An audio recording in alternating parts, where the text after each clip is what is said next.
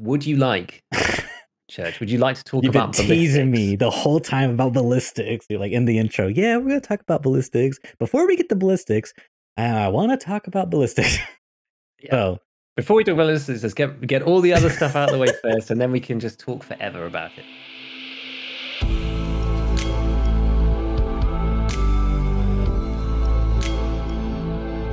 welcome to ScavTalk, an Escape from Tarkov podcast with a continuing focus on development of the game, patch note analysis, theory crafting, and general gameplay discussions. My name is Church. I'm one of your hosts. I am a video editor for a Tarkov YouTuber named Airwing Marine. I'm GigaBeef, a Tarkov YouTuber, helping you guys get better at the game we know and love called Escape from Tarkov. And welcome back to the show, everybody. And Mr. Church, what's been going on this week for you in the crazy land of Tarkov, Novinsk region, whichever? Escape from Tarkov. Let's see. Dude, I had a crazy raid on Shoreline. So Oh, yeah. it's gonna be a little bit of a long story, but bear with me. So on Shoreline, I gotta kill PMCs with the Punisher Part 4 and whatnot. Yeah. So I'm in the resort because I think I got a good spawn for West. And that was just I only gotta do like 3 more kills, so I'm just kinda like grabbing the bull by the horns at this point. So just kind of like rushing resort. And so I'm in West Wing and I hear shots what sounded like the bus stop station. So I go to the roof, I look, I don't see anything. I'm trying to keep a low profile, and then bullets start whizzing past me. I freak out, kind of get jump scared. I run back down. Now I'm in the 3rd floor of West Wing, looking out the glass, trying to see the Yeah. guy because since they did the change to the glass, where it used to be past a certain distance, the glass was like crystal clear, but now it's like stays foggy. Like the sun had to hit it just right, but now it just kind of stays like it's hard to see through the glass, basically, which is a huge like negative for trying to shoot into resort for like shooterborn, Yeah. because in the past you could. I got like 2 kills doing that, but now it's just like, so it's kind of a weird thing. Now it's like advantageous to sit behind glass inside a building. But anyways, I digress. So I get shot again, but it breaks the glass like near me. Like I don't know. It was very odd. So I'm like, dude, something's weird's going on because I can't see this guy. So I start moving towards west, closer towards like admin. And again, shots are like hitting the building, but not necessarily at me. Like it's Right. very odd. So I'm getting super suspicious. Like, dude, I think there's like a wall hacker who's like an ultra noob and is just shooting at me from a distance. Like I have no idea what to make of the situation. So I pop a SJ6.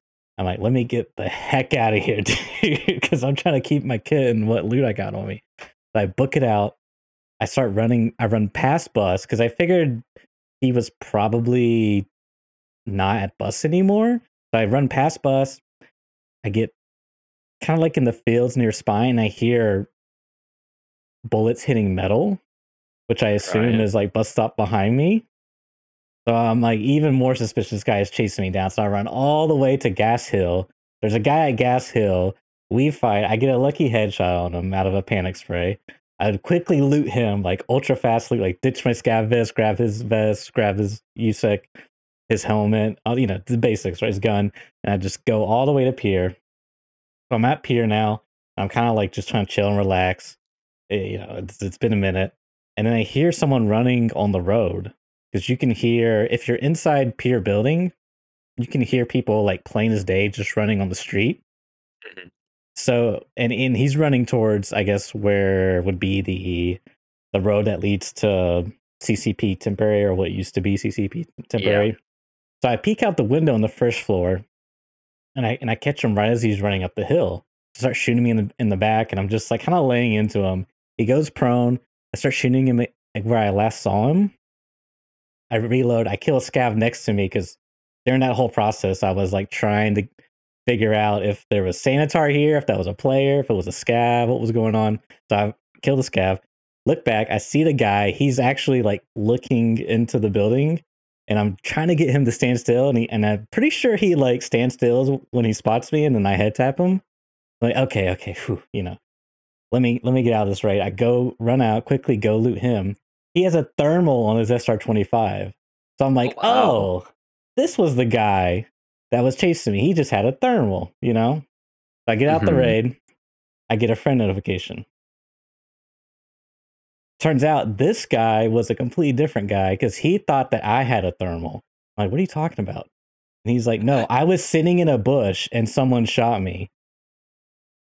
And I was like, what? I know I didn't shoot you in a bush. So there was something weird going on that raid. So, anyways, I was like, hey, you know what? You seem like a cool dude. Do you want your gear back? I'll give you your thermal because it's expensive, you know, it's a reap-IR. So we team up and he was like, you want to use Discord? And I was like, I'm kind of an RPer. Let's just VoIP in game. So we go into a raid together and we use VoIP, and it's like, oh, I like really wish. Part of me wishes that Discord didn't exist and we just all had to use in-game chat because it's like super immersive. Like I was trying to like communicate to him without talking sometimes because we were in the resort, and I was trying to use like the hand signals, like follow me or and stuff like this. Yeah, yeah. But it was super fun, really cool raid. We end up going from west, looting west, going to east, and then I went down the stairs. There was a guy waiting. I sprayed. I whiffed my shots. He one taps me. So I'm in the stash and I'm like waiting to see what happens. And then he messaged like, "Hey, I killed the guy. Got out, brought all your gear." So that was a really cool raid that I got to experience. And I wish more stuff like that could happen because it was basically without the messenger feature. I don't know if that ever would have happened. That would have Yeah. transpired. So it was a really cool raid. Yeah.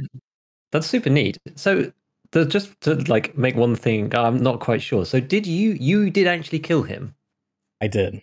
in the bush, but he thought someone else No. was shooting at him. So what happened when I killed him, when he was running on the straight up to the hill, before that, he said he was in a bush on top of gas station hill. Oh, and he got shot at there. He was more closer towards power. Like there's like a Yeah. hill kind of like in between gas and power on, I guess, west wing side of the map. And there's like a couple bushes where you can sit and kind of like play Overwatch on the other side of the dam and river or whatever. So apparently he got shot at while he was just like sitting still in a bush.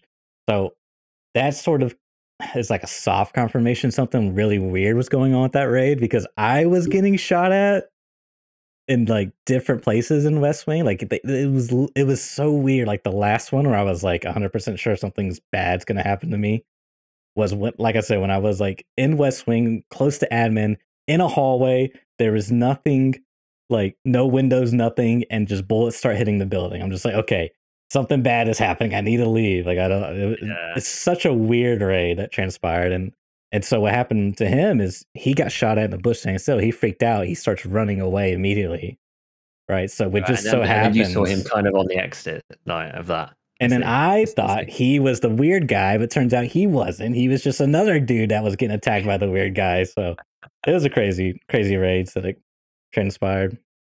That's nuts. That's really, really nuts. Have you had any other, I don't know, yeah, have you had any other weird stuff happening? Okay, so basically, like, so there's quite a few people who've been saying out on social media that Tarkov's like feeling kind of sus right now. Like and I'm like the last person to call this kind of thing in Right. general. I've had like actually I've not played a great deal the last like 2 days or something because I've been looking into a lot of theory and like doing a lot of Hmm. video stuff. But the beginning of the week, I was just getting absolutely smashed. Mm. Honestly, just getting destroyed every raid. And I've been playing a lot of Shoreline as well, and I've been doing Punisher Part 4 as well. And there's been some, oh man, it's been bad. The thing is, like, never had any, I haven't had that bad a time outside, particularly just like not killing people. But I guess we'll come on to that. We'll come on to that. People at any sort of sensible range is just like not dying, but that's just is what it is, and some of the ballistic stuff. But inside, I don't like the inside resort very much because I'm not hugely adept at it, just because I never really Hmm. bothered. But some of the like, it's one of those ones where I'm just kind of like, yeah, it's possible to die here in this situation. But there's a few where it's kind of like fighting somebody down a corridor, like they don't know which room I'm in, kind of thing. I'm peeking around the corner. I like peek around, and I've like reviewed the clip down to the frame, like the guy's like, he just doesn't ever appear on my screen, and I know that that's a desync thing, so it's certainly possible. But it's like I lean and just like crack instantly dead down the corridor to a headshot, and it's like I don't know. I don't play Resort enough to know like how weird that is or Right, not. right. But because I had looked around actually to just to get a bit of inspiration as to like playing Resort, and people are like, oh yeah, using the hole in the floor and like stuff like this to like move around stairs or whatever. And I'm like, dude, I just get like locked into a room, and then the corridors are huge and long, and people are like always at both ends. Like I never Right. end up in situations where that I've like seen on like half of the stuff when I'm seeing other people play the game. It's like I'm either in East and I'm locked by a squad, one at one end, one guy's at the other end, or Yeah. I'm in West Wing, and it's like the same deal, and it's just really rough. Like one of them, I fired at one guy on the one side, dived into a room, stayed super quiet, and the guy was quite far away. And then the next thing I know, there's just like a nade sound, but it didn't sound like it was next to me, and then I die. And That I was just like, sucks. okay, well, this is like, it's like two dudes. Maybe he knows which room. Like, maybe he got lucky with the first nade. Maybe it was really obvious. The nade sounds also really bad. The resort sounds also really bad. It's like, I don't know, but I don't know. So I ended up kind of going down like a bad spiral for a bit after just like, I just simply could not kill anybody. It was like one of those ones where like you see somebody, they don't know where you are. You fire at them a bunch, and then they don't die, and then they just turn around and just head tap you. It was just like Yeah. I had like a ton of raids like that, which is just like that's not even suspicious. That's just like classic Tarkov, right? That just happens sometimes. You just end up in a string of unfortunate circumstances where you whiff and they get a good shot on. But when it happens so many times, you just like, oh, you just get yourself into a bad funk. And that's why I was like, well, look, I'm gonna go inside and stuff and see if I can just fight people at close range or whatever. But oh man, it was not ideal. I did finally manage to finish Punisher Part 4 though. There were other things as well that just made it extra annoying. And I'm not actually usually not the venti one. But I had some really annoying ones, right? Excuse So me. I was getting a bit frustrated, and so I was like, right, I'm doing a load of stuff with the RFB. So let's do some RFB stuff. And I was doing some like sniping with it, and like it was okay, but like people were a bit spongy, or I was not seeing anybody, and then I was like running into various areas and getting shot from people that I couldn't see. It was like I wasn't even using the gun; I was just dying, which is really annoying. With like Yeah, level that 5 sucks. armor and stuff, that kind of thing. It's just like I've got like a Corundon or whatever, and I'm just shots. And Yeah. I'm like, I don't know even where it's from. I can't get it out of the way. I'm putting bushes between myself and where I think it might be coming from, and I'm just dying. So anyway, I'm like, right, I'm just going to crack the RFB out. We're going to go close range. I'm going to go Delta Point RFB. And I have this amazing raid, kill two guys in this duo, which was like quite fun because I was stalking them for a while. Fire at one guy, up on the platform. You have the big river, and there's the platform where you cross over from east to west side, just up to the south side of the resort. Yeah, yeah. So I have a firefight with them first. They run off up to that platform bit. The one guy there like stands his ground, and I headshot him up from bus station, like round the side of bus station down on the low Hmm. ground. Headshot him straight up through there, and I'm like, right, well, I know there's another guy. I like do the famous Giga mega flank, do the full loop all the way Yes. around up to resort itself actually, but outside the fence line, along the top towards the helicopter, back down the other side to the other side of the platform and come up. And I'm just like, I don't know where this guy is. And I'm always so careful with duos because I'm like, the dude is still here. I'm sure of it. Right. And I'm like going around. I come down the path. I come up. I'm like trying to find like where would I be if I was his mate, like covering Hmm. the guy's body because his body's pretty obvious. It's like in the entrance Yeah. way to the west side of that platform. I was like, okay, where is he? I'm just like going round and round and round and round and round. After about 5 minutes, I'm like, well, look, the dude just must not be there anymore or something. He must have just like run because that does happen. And Yeah. like walk in, and it's like 5 minutes later, and there he is. The guy's like walking up towards resort up the rocks. And so I like have a fight with him, but he's like swapped over to a shotgun. He whiffs his shots on me. I don't know why, because he had a full like AS Val with SP6 in it, which I think he would have murdered me with if he had that out. But for some reason he had the shotty out. I don't really know. Maybe he was trying to do something. I'm not sure. So I killed both of those guys, and that was cool. I was like, oh great. So like get back into the stash, like, oh, this is sick raid, da da da. Look over at the recording thing, like I haven't recorded any of it. And I was like, no, no, like the one good raid that I had, I like didn't even, Yeah. and I was like, I knew I wanted some clips for the RFB video and things as Hmm. well. And I was just like, I cannot believe I didn't record that. Honestly, I was like, even the good raids are going bad for me. This is awful. So that kind of sums up how this week went. So in the end, I ended up kind of delving into a lot more theory stuff, which well, let's do the news because we can Yeah. talk about some of the theory and ballistics after a little bit. So I think yeah. So from our like little our shared guide or whatever, I think you put up two links, which was two changes, right? some restrictions, which aren't, I don't think they're particularly critical. But what was it? Flea market bans. Oh, to be fair, SMB flea market ban is pretty big. The other one's Yeah. 338 FMJ and 338 TAC X ban is not really Hmm. that big of a deal.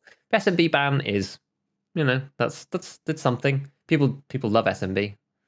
Yeah, I think it's just good to sort of have everything similar, I guess you could say.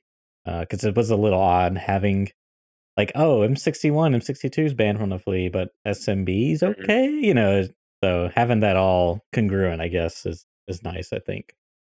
Yeah, yeah, exactly. Um, and yeah, there's a load of cases that were banned from bags, which I don't think really matters, other than it means that they're then. I usually think that they do those changes in tandem with the spawns within the rooms. So usually you get them in Marked Room and other places like that. But if they can't go in the bags anymore, it means they usually don't spawn in those places anymore because you couldn't take them out Right. anyway.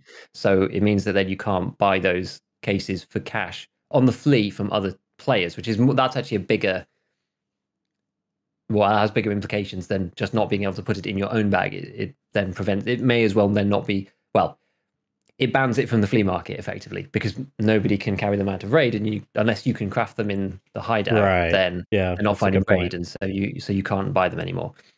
So that's really that. And then the other one, what was this other one that you put in? Oh yes, it was about raider spawns. I think this has actually got an interesting side story to it, which is Nikita's Twitter account, and he was asking Yeah. people about some stuff. So Nikita's on Twitter now. I don't know whether this is a good or a bad thing for that man's sanity. It's probably good for the player base and for the community.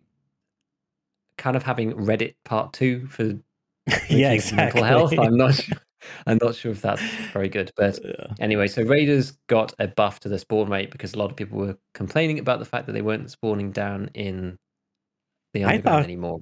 they were completely bugged, that they weren't spawning at all. Because last swipe, I had that task to kill raiders in the underground, and dude, never saw a raider. Never. I mean, I Mm, don't know how many raids I played. Maybe it just wasn't enough. But I like commented to Nikita, and I was like, yeah, think everyone's saying they're not spawning, and we think it's a bug or something like that. And yeah. yeah, apparently it was not. They were spawning, just the spawn rate was low. I don't know. It's kind of wild to me, but so yeah. And then with the back things, you brought up an interesting point that I didn't really think about that they're effectively banned from the flea market. But I was thinking more along the lines of this must be a way to counter RMT, because if you could get a hold of the item and then bring it in a raid and like a certain backpack, like a Sanitar bag, because I think they were banned from backpacks, but not all the backpacks, like the Sanitar bag, for example. And so I suspect like people were RMTing and giving, I don't know, med cases and food cases and things like that to people that were buying this stuff through that method. Mm. So that's what I think, anyways. I mean, it could just be, I don't know. It would seem like you would just change it to where they wouldn't spawn a marked room, and then you effectively ban them from the bag because you can't ever take them out of raid. So to me, it seems like people are bringing that stuff into raid and exchanging it. That's my assumption, but who knows? Maybe. Yeah, it could be. It could be. I'm not sure. I'm not sure. So yeah, there was some other bits and pieces here. I think you said that some of the containers were empty, Oh potentially. yes. I saw this Trey 24K. He posted a video of him looting Mark Room 25 times, and he got Mhm. like 3 key tools and maybe like a couple of wallets, but they were all empty. And his he had a cut in there where he said, "Yeah, I don't think they're spawning. They're spawning empty now." And based off what he's found and other people said. And then I looked at the comments, and like there was tons of comments saying, like, one guy said, "I looted 75 times and all of them were empty." So it's like if we take that at people's word, then apparently they're spawning empty, which I don't know if that's a bug or if that's intended, which is interesting. I don't know. Yeah, I'm not sure. I imagine it's probably a bug because those, especially if you get things like docs cases, they're supposed to have the spawns for labs keycards. especially the colored ones and that kind of thing. So I'm not sure, but who knows? Maybe it's an intentional change too. It's very difficult to know with Yeah, these loot right, things. right. Yeah. So the only other thing that I've noted in a few places is there does seem to be quite a few bugs that have come back with a vengeance in a few places. So I've watched I've seen a couple of comments on Reddit, a couple of videos that people have put out about various different things that have reappeared, stuff that was fixed in the past that is now back again. The one that I was watching today was about the canted sites and about how the ergo avoidance of the canted site may be Oh. back. I haven't tested it myself, Was that and I on didn't. Reddit? I'm assuming? That was actually on YouTube, but I think there's Oh, been okay. a couple of Reddit threads as well. And the other one that I saw, which was on Reddit, but with a video, was the ADS speed one, where your frame rate seems to change the speed of your ADS, which sounds like the bug that used to. It was a very, very old bug before I even played, actually, which was the one where you couldn't full auto properly if you didn't have a good frame rate because the rate of Yeah. fire was tied to that in some way. So there seems to be a couple of things that I'm not sure what's going on. I don't exactly know how these things are back. I haven't tested them myself, but there do seem to be quite a few reports of this kind of thing. And it's not out of the question that something has been merged with the wrong version or something has slipped in when they've Right, right. updated to 12.12. I don't know. So keep your eyes peeled for those kind of bugs. Were there any others that you'd seen? Had you seen anyone else Oh, talking the about Chaos 23 those is bugs? shooting low into the left again. Oh yes, because that was fixed at the end of 12.11, or Yeah. sort of, yeah, it was towards the end of 12.11, I think. So if that's back, that's a signifier that it's all come back. But it seems like a lot of things have come It's back, with the. gotta be they are working on an old framework or something, and then it already had those old existing bugs, so they merged it with like the current branch. So you just like re-inherited all those bugs. I mean that's like my 2 cents, pure speculation. I don't even know what I'm talking about, to be fair. So Yeah, but I'm it's not just sure. hilarious. They fix a bug and then the next patch it's back in. It's like, how does this stuff happen? That's the part It's I'm most interested in. exactly, it's whack-a-mole. You fix Yeah, one thing and now 12.12 and all the did. stuff, but then all the 12.11 stuff comes up to hit that, and then ADS bug comes back and bot that, and the Ergo bug's back, and then it's quite funny. So, oh dear, I don't really know. I'm not sure what to make of that yet. I don't really have any big takeaways from that, except just maybe use some cantids. Maybe they're good. Who knows? And Yeah, these things, I guess, will get. If they already have, you would think that if they already had a fix for these things that have been implemented in the past, they could redo it rather than having to do all the work again. So yeah, that if would be it the gets thought. reported, yeah, if it gets reported correctly by people, which sometimes it isn't, sometimes they don't even know that these things are in the game. So if you do see some of these bugs, then do report them. Don't just use it. Do report them, because hopefully VSG can fix them and make the game better. So the actually before, because I'm going to go off on about ballistics here. The only other thing that I wanted to talk about before we talk about the ballistics is about there was a video that Foxy had put out probably over a week and a half, 2 weeks ago or something now, which was a graphics guide video. And there's something very interesting Yeah, that he said in there, which I'd noticed in my own game, which was apparently, I don't know, I'm not sure how he finds this information, to be honest, because I'm no expert on the graphic settings. But if you have apparently high textures as of 12.12, it puts SSR on, regardless of whether it's on or off in the settings, or a version of SSR. I don't know if it's like the full thing. I'm not sure, right, but there's some version of it. And I noticed this because in the puddles, you get much better reflections right. than I was getting before 12.11. And I thought that was kind of strange. And apparently to turn this off, you need to turn to medium textures. So I've actually done that, and it does seem to help my performance a bit. The shadows doesn't really seem to make any difference, but the one issue that I was getting was kind of like flickering grass and this kind of stuff. And Hmm. I thought it was a shadows problem, but it doesn't seem to be that. It seems to be this medium versus high textures thing. Something's happening anyway. So if you see weird stuff, especially if you're playing woods and you're looking at 50 to 100 meters and the grass is flickery or the trees are sort of flickery, try changing your textures to medium. and see if that helps. The game looks like it used to for me back before. It doesn't look quite as nice, if I'm honest, but I find the flickering really annoying, and it's very difficult, especially on something like woods where you're looking for small movements of people in bushes and things. Having Yeah. all this other flickering going on, it really distracts and makes it hard to focus down on the things that you really need to see. If you've got a completely static screen and a twig cracks over here, it's very obvious. Where if the whole thing's shimmering around and someone moves, you won't necessarily see them. So I've changed that. So that's just maybe a tip if people are having that problem, but it might be specific to my system, my screen. I'm not sure. It's hard to know. It's difficult to know. What textures do you run? Do you know? Do you run high? It must be medium because I definitely do not have screen space reflections on. I mean, as I said before, I'm just one of those gamers, more frames, more games or something. I don't know, but like I don't go. Oh, like I've seen some people's Discord streams and the game looks like Minecraft. Like they have it on the lowest possible. Like that's a little too extreme for me. And to be honest, I don't think the textures has a major effect. Like the the screen space reflections definitely, but anyway, but it all depends on your system nonetheless. So the one thing I Yeah, did want to try was was it mip streaming or mip streaming?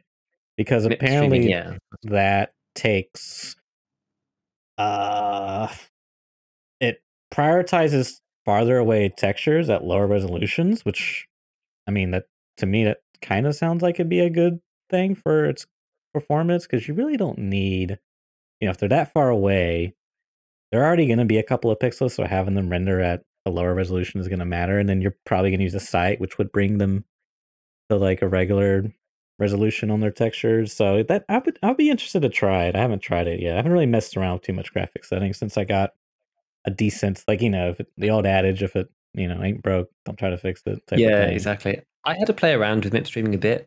The way I understood it, and I'm no expert, but the way I Hmm. understood it when I read about it was that it can potentially put more impact on your CPU because it's swapping textures in and out, but it's less Mm, graphically intensive. So right, if you're right. GPU bound, then it can help if you have a really crappy GPU. But normally Yeah, people are the other way around on Tarkov. And when I look at my system, I'm not bound by anything because both of them sit there at yeah, 60. So I'm not sure. It's tricky. It didn't seem to make any difference really to me either way. I didn't seem to have any big drop or any big boost. I put it on, didn't really matter. It didn't look any different. The frames were kind of the same. So I don't know. Setting everything to low for me though, I know what you mean with some people who have everything on crazy low settings.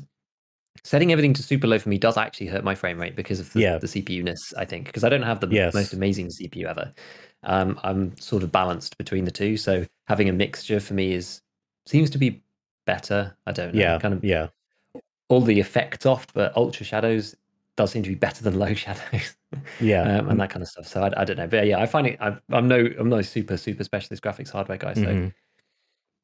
you just have to keep trying various people's videos, different settings until it eventually works. It's a real minefield. Yeah. Trying So to tie your system with the right settings that apply to you. It's a very yeah. exactly, exactly. Would you like, Church? Would you like to talk You've been about teasing ballistics? me the whole time about ballistics. You're like in the intro. Yeah, we're gonna talk about ballistics. Before we get to ballistics, I want to talk about ballistics. Yeah. So, Before we talk about ballistics, let's get all the other stuff out of the way first, and then we can just talk forever about it. Yeah. So biggest thing that's been going on in Tarkov right mhm, now has been the ballistics changes in 12.12. It's taken a while for people to get to grips with the game, use the stuff that they used to at longer ranges, because early wipe is very close range centric, so you don't really notice. Lighthouse has accelerated the process simply because yeah, people are using much longer range weapons than they were before. Bolt actions actually matter now, and the MOA on those matter versus those on the ARs. But people are quite used to using some of the longer barreled HKs, M4s, etc., to do that kind of sniping and have done in the right, past. I used to use the M4 for Shootable in Heaven, for example. It's a perfectly acceptable weapon, or was in the past, to do this kind of thing. yeah, So this has accelerated now the community to notice if something is quite different or quite off. And it has been noticed that certain rounds, pretty much every round, but a lot of rounds really suffer over range. And I think a lot of people chalk this up to fighting because rogues is where it was most obvious, but people chalked Sure. rogues down to them having more head HP and they're Right. being tougher and that kind of thing. But as everybody started to notice, the rumors became testable things and people really started looking into it properly.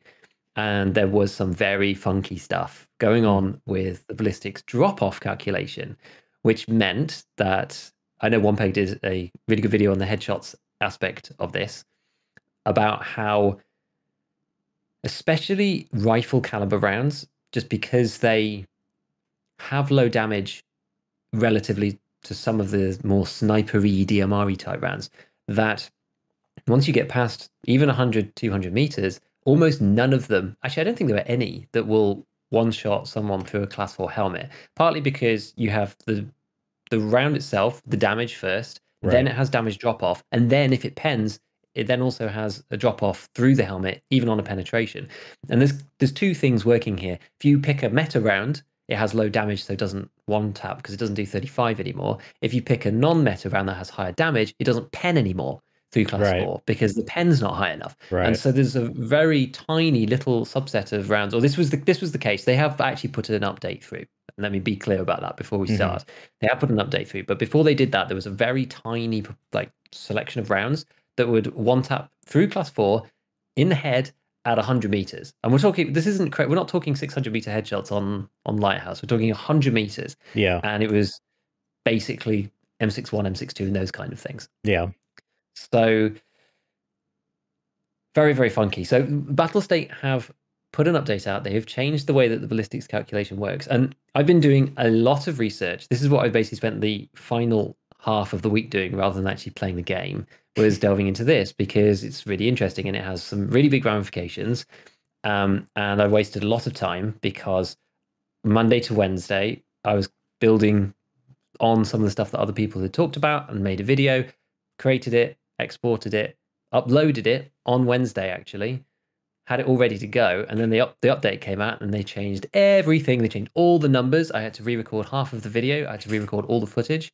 And it took me about 3 hours to fix, which was extremely annoying. And that was very, very painful. But that's going out tomorrow and that's going to have some extra... You'll see. It'll have some ramifications in it. I guess anyone who's listening afterwards, after the live recording, it will already have gone out on Saturday, so you can go and check that out. But in short, what happened was the way that they've changed the calculation in the first place in 12.12 is you now have I don't know what it was before. I don't think it was really anything. Maybe it was a token small decrease in value as you went out through distances. They changed it to an energy and velocity model properly. So as a round moved through the air, its velocity changes. And for the purposes of what we're talking about, only the velocity really matters. So, And the velocity was... to be clear, when you say velocity, you mean literally the bullet travels slower? As it travels, yes. So it starts at a speed, a velocity, and as it travels through the air, it gradually slows down. And so over decent distances, it can be going really quite slow at the end. And they're using there's a few different models. There's a lot of different models for drag and the calculations for drag, and it depends on the round as well. But I think at the moment they've employed a fairly simple model which uses a simple round type, and I think that's applied across every round. And some people have said, oh, that's not really right, and there's some of the sniper rounds which are designed to be more aerodynamic and they're supposed to fly further. But anyways, this first implementation has this one model of drag implemented for every round, and so it starts off with one speed. As you might imagine, because it's going faster at the beginning, it loses more speed earlier than later, and so the drop off is the greatest within the first 100, 200 meters, and after that it's gradually stops slowing down as much as it was to begin with. Now, the reason why this was such a problem is that the first implementation tied the velocity directly to the damage and the penetration. So if your velocity decreased by 10%, the damage and the penetration also decreased by 10%. I see. It was a 1-to-1 basically. Yeah. In terms of that. Now, obviously it matters as to like how the velocity changes, but the velocity was changing quite significantly. So I don't have, to be fair, I don't. I could probably bring up the number here actually, because I've got like a whole set of pictures before before some of this stuff changed. But I think it might be just for the some of the like. Let's go. Yeah, SS190. I have SS190, which is quite a fast round. So SS190 is like 715 meters per second. So it's quite quick. It's not 556 quick, but it is quite fast. In the way it was implemented previously, at about 300 meters, it's literally traveling half the speed. So which means that the damage and the pen were half at 300 meters what they were. Wow. Okay. Which was extreme. That's at the start of 12-12. You're saying when you say previously. That was at the start of 12-12. Yes, exactly. That has been changed for every round. I don't know exactly how the calculation works in the background because I haven't seen it, but we will be seeing it. This is important because there is a new website which I'm looking at a lot, which is Tarkov-Ballistics.com, and it's made by a bunch of dudes who've been in the community forever. There's Tao, one of the ballistics guys, who's kind of helped Veritas with like Battle Buddy and stuff like this. So like, you know, the real people are involved here, and they have the information and they're going to make it open source. It's not yet because they just need to actually publish it all, but it's, you know, it was created in like the middle of January. So this is super early. It's like a week or two of being live. And in there they have anything you could really want, right? You can look at an individual round, you can see how the velocity changes over distance. You can, there's a range table out to a kilometer with what the damage in the pen is at each piece. So I was using this data because it seems correct. It tallies up with everything that everyone was talking about. It's made by the right guys, and so I do trust it. Yeah, look, it's early, so there may be some bugs or whatever, but it tallies up with what everyone was talking about, and One Peg had it in his video. And after the changes, this is why I needed to change everything, because I was using those numbers. They made the changes. The guys updated the website because it's all automated, so they just updated it straight away, and then that changed all the figures. And from what I can see, and doing the basic analysis that I can do with the information that I have, the velocity, the damage, and the pen are still intrinsically linked the way they were before, so like in a straight line kind of way. But there is rather than it scaling right to zero, so if the velocity goes to 0, the damage and pen was 0 in the old model. Now the damage and pen, I mean, obviously it's a silly thing, right? But that's like right at the end of the flight path. There's like some theoretical value where if the velocity is 0, the damage and pen were 0, which makes sense in your head. But you know, that number, you can't ever get to 0 anyway, because the velocity is always trending towards 0, right? It's like, whatever. Yeah. Now those numbers at this theoretical 0 velocity value are now something. They're not actually 0 anymore. They're something else. And from what I can see, so they're still proportional, but it's not as extreme as it was. So before, if you had 10% velocity drop, that went to 10%, and now it's something less than that. So if it's 10, it might be 5, and 20, it might be 10. It's not quite as easy as that to look, but that's the effect anyway.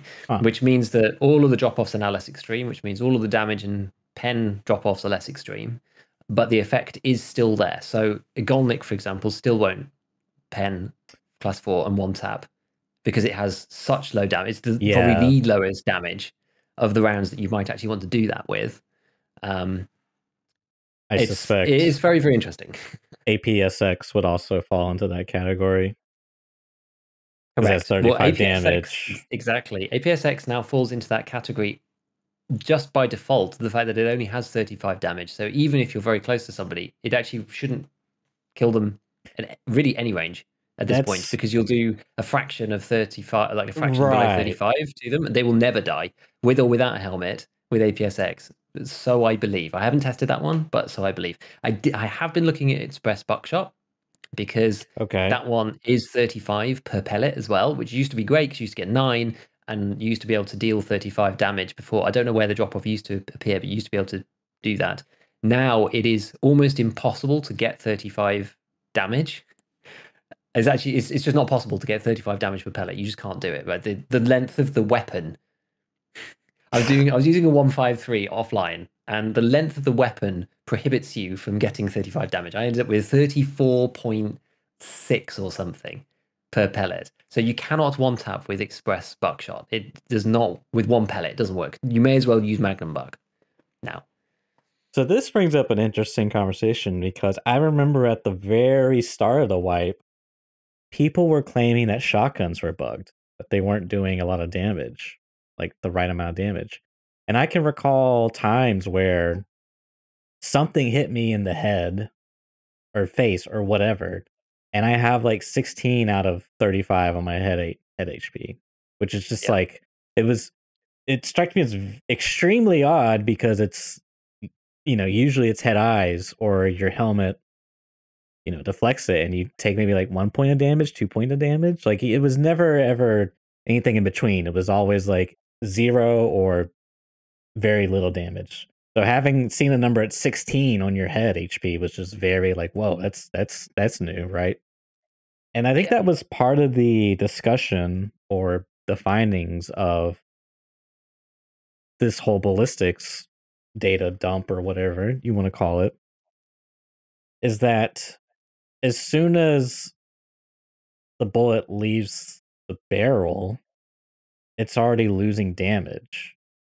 And I don't know if that's based off what you said, it doesn't sound like that's a bug. It's working as intended. I don't know how they want that to work because it is kind of odd. The bullet says it does X amount of damage, but you basically subtract 1 from every damage value you see. Because as Kind soon of, as it because as soon as it goes out, you're losing something. Yeah, yes. pretty much. I mean, at point blank, you get very close to the value. So there's another element to this. So this is according to various people that I've spoken to as well about this topic. This is the first implementation of this actual real drop-off type of calculation, which there must have been something very simplistic in before that wasn't like this, but this is using one model for every round. And there's another element to it which I was investigating because I thought it might be really interesting, but it turns out not to be very interesting, unfortunately, because it's not in the game yet, which is about, so imagine this.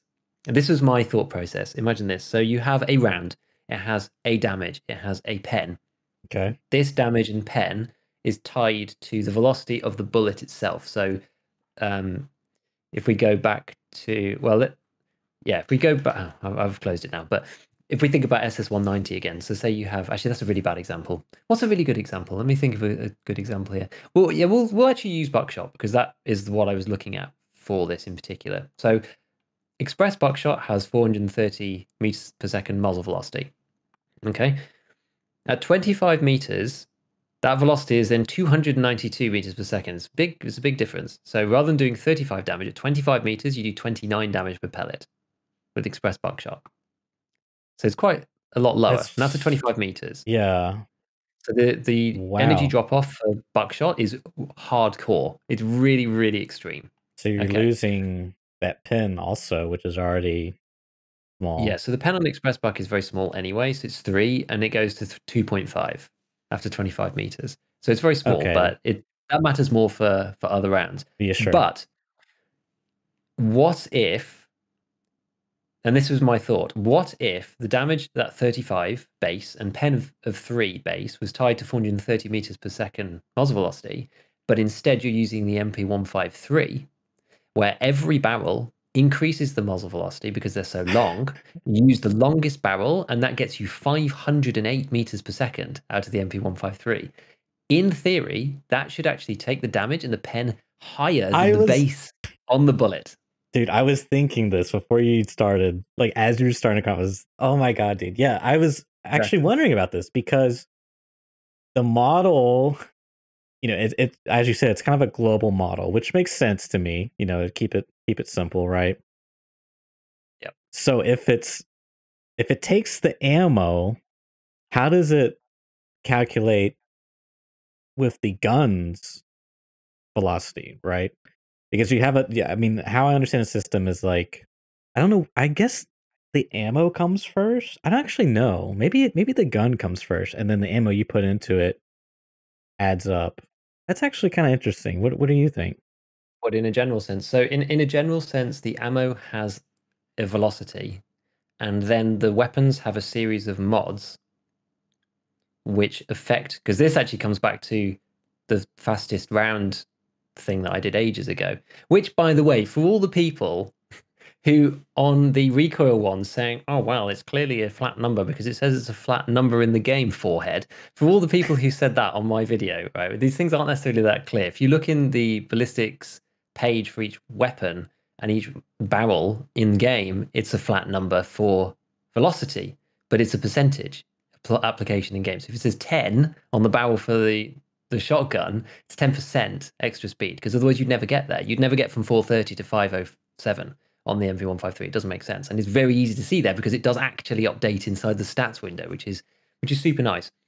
So you have the shell, bullet, whatever your round that comes first. Then there's the series of mods on the weapon itself, and normally that's on the barrel, and a few other bits like the compensator, suppressors, or whatever, and that gets you to your final velocity. But correct me if I'm wrong, doesn't the gun have a base velocity? Or no? It Like the receiver. doesn't really. It does. No, it doesn't. It does on the wiki, but the base velocity without anything in it is the actual round's velocity for the round that it's zeroed for. Okay, that's what I figured. Okay. That's Yeah. So interesting. it's kind of meaningless. Whoa. If you take the lower and you put any round in, the velocity of that lower in the stats will change to the base value of that round, regardless of what round you put inside.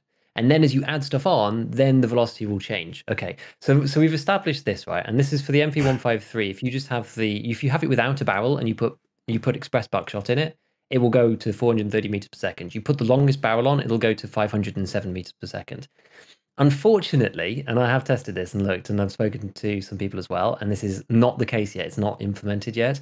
Unfortunately, the way the damage calculation currently works is it takes whatever the speed is that it comes out of the barrel. It Mhm. looks at the drop off and it applies the drop off change. So even if you have a really speedy set of rounds coming out, the Oh. drop off applies to damage and pen based on the base and based on the change in velocity rather than the absolute amount of velocity in like some formula. So it doesn't say what's my starting speed and then apply the drop off calculation. It says how much has this changed, and then it uses that as like a reference to work out the damage and pen. So you would expect that basically the MP153 should be like slapping people because it is almost a like 20% buff to damage and pen. It would be Yeah. actually insane. It would honestly be actually insane. Like you'd see like slugs just destroy out to the 153 and stuff, but you don't see that at all. And you even at point blank, you still have the damage and the pen of the round. And I tried this with the Mosin with the longest barrel and Mhm. the adapter and the AK flash hider because you can get that to 1,000 meters per second with LPS, which is normally like 800. And shooting scavs in the legs, you still just get the base damage of LPS. You don't get anything more than that. But at some point, it should come to the game.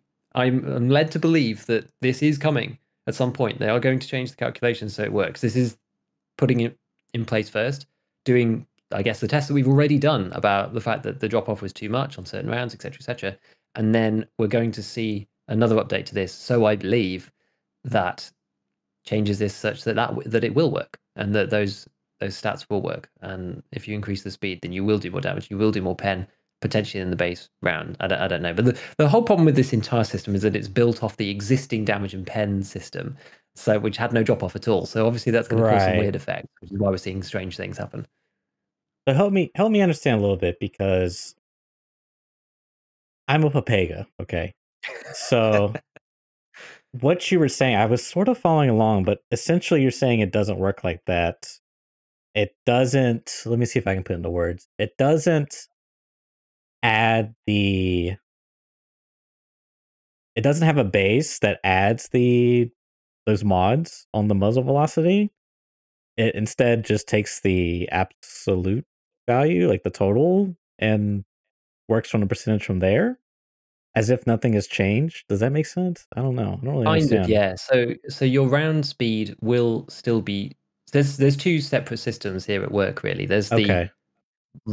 to be fair, I've never actually tested whether the round speed does literally change in game. I'm guessing Yeah. that it does because you see weird zeroing issues with things like the MP5 SD. So I think it does. I think the round speed Hmm. does change. But that's system one, the existing system.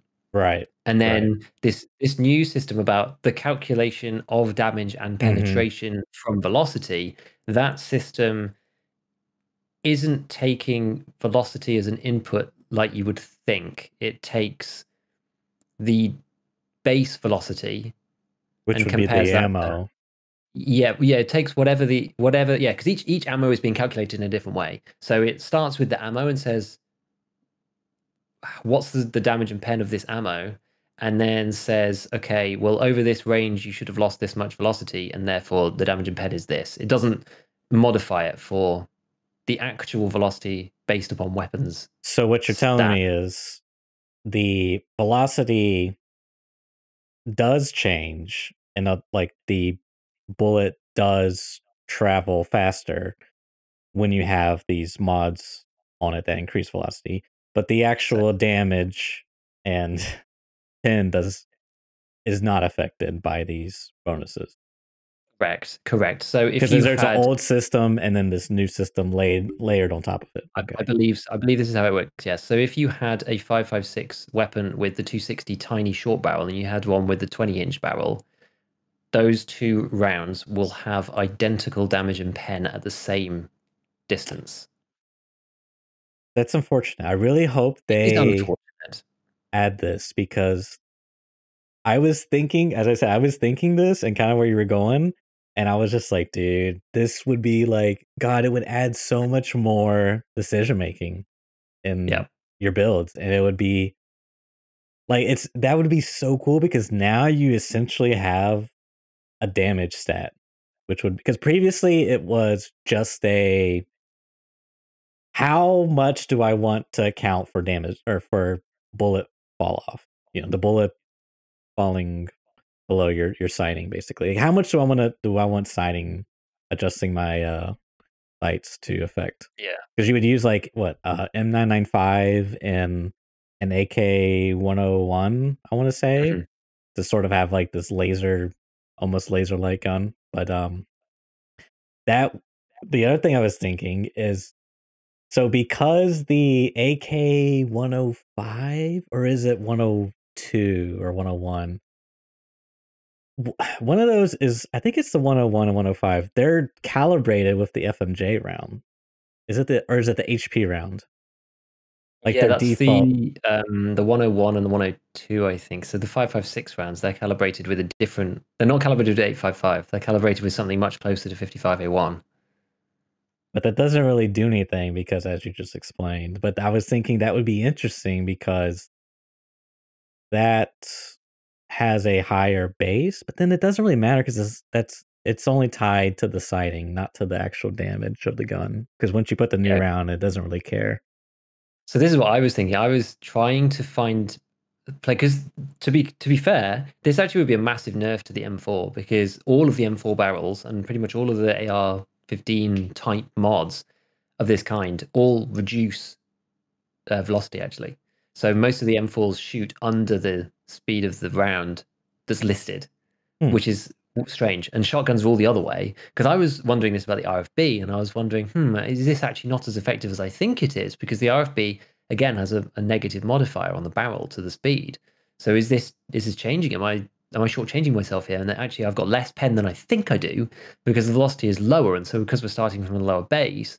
But it turns out this is not the case yet, so we don't have to worry about it just this moment. But that would I have been. Can see. you imagine how cool that would have been? I was like, Oh yeah, I was gonna put something groundbreaking out, being just like, you can get XYZ pen on this round. How? Find out here. It was gonna be sick. dude, But that it turns would out be it's not. insane. It turns out it's not the case. But that would be pretty cool because yeah, if you had a really long 153, you could output some serious damage. I wouldn't be surprised. To be honest, it probably is actually well. No, this is true actually because the 153 is increasing the round speed by 18% or something. So at point blank, you can genuinely one-shot people like with the KS, with Magnum Buck, because it does Wow. 400 damage. So you'd end up outputting, yeah. I suspect there might be some 470 or balancing something. issues with that system, so they may have to rework it. But if they do something like that and it's, properly balanced, dude, that would be so cool because like that would also potentially, I don't know, you could opt to use a bolt action. This is what Veritas was talking about a while ago, but you could opt to use a bolt action because they have higher muzzle velocity, Yeah. like default, I guess. Or I don't know if it's like a modifier that's on them or they've just buff the base or like the barrels. I think they buffed the barrels. Anyways, I think it's the barrels, compared to yeah. their DMR counterparts, they have a higher muzzle velocity. So you would effectively you could potentially turn like a M62. You could buff its pin up close.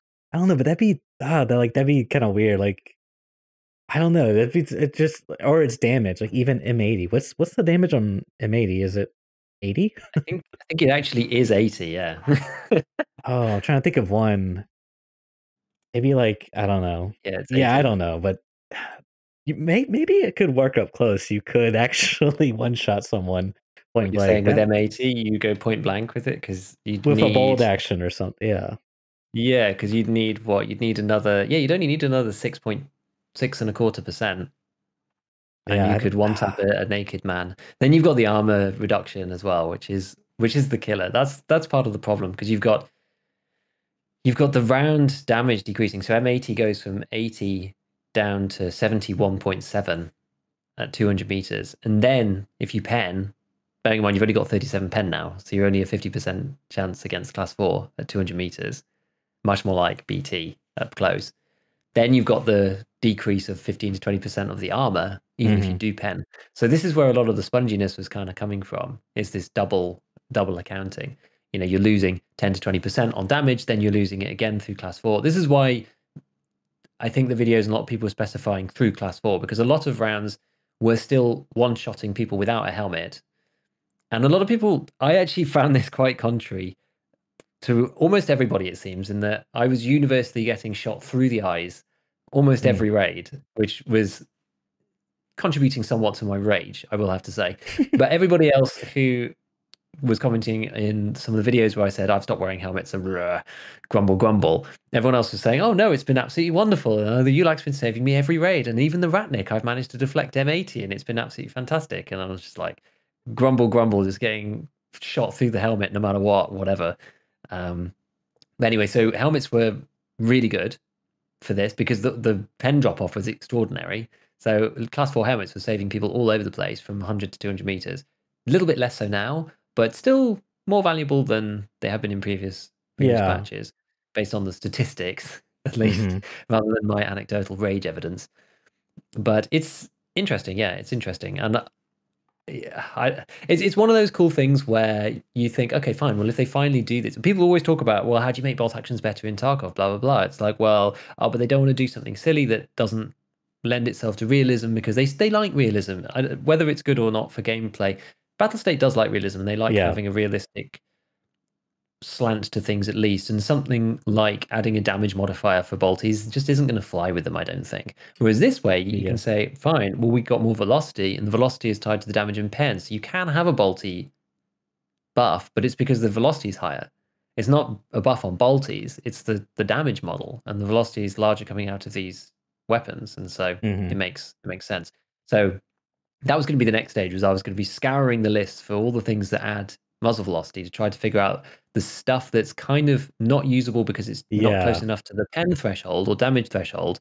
Exactly what you were saying. What's kind of close to the thorax hit? What can you now one shot with? What can you now get through class 4 or 5 consistently that you couldn't before? Things in the 35, 36 pen value where you could boost them up so that they beat class 4 all the time. Yeah. Conversely, the other ramification, which is true and is actually in the game now, is that because of this, rounds that I have loved because they're right on the threshold of the penetration for various armor classes are now much less worthwhile than they were. So the Right. whole host of rounds at 37 pen, which used to be, oh, this is the class 4 busters, this is the BTs, the AP20s, Mm-hmm. the 56A1s, all of these guys, and some of the decent rounds like SS190 now aren't as valuable because rather than being a 50% pen, by the time they get there, it's like a 30 or 20% pen against those armors. And that matters, it doesn't really matter at point blank, to be fair. It matters more 50, 100, 200 meters, that kind of thing. Because, yeah, if you look at, and the problem, the reason why this is so important, by the way, is because those, the way that armor penetration works, it's so sensitive in that area. You Yeah. go from 33 pen to 39 pen, and you're talking about 10% chance to pen versus 90. Yeah. So there's a very small range. I kind of wish that the ranges where the pen chance happened were widened a little bit Yeah. Yeah. so that it wasn't I so agree. specific. Because now it was like, fine, you have. Oh, I've gone on the wrong page. I need to go to BT. So BT 37 pen. That means it has a 55% chance to pen class 4 at point blank. But if the 100 meters, its pen is now 33.88. So it's more like 20 to 30% chance to pen, which is much, much worse. So you almost need to step up a little bit in the chart now compared to where you did before, because you're already losing it. As soon as it comes out the barrel, you're already losing that pen and already losing that damage. It's very interesting. It's very interesting. This has some big ramifications. It really Yeah. does. It sort of as you said, devalues these sweet spot ammos like BT and 56A1 and maybe even M80. 41's kind of like over the threshold. They have to be That's pretty the far thing. away. 41's far enough to make it still function correctly. That's the thing. Yeah. And that's why I think it's still working really well. And that's why it's so great, is because, yeah, at 200 meters, you have just under 37 pen. So against class 4, it's still a 50% pen, roughly. Mm-hmm. And so how many people are using using M80 to fire over 200 meters against PvP players? Not that many. Most engagements happen within, I would say 99% of engagements happen within 200 meters, if not higher even than that. So for the most part, M80 is perfectly fine against guys with class 4, but other rounds really suffer for it. It's fascinating. There's one other element which some of this stuff's going to be in the video. The video is kind of more scaled down, obviously.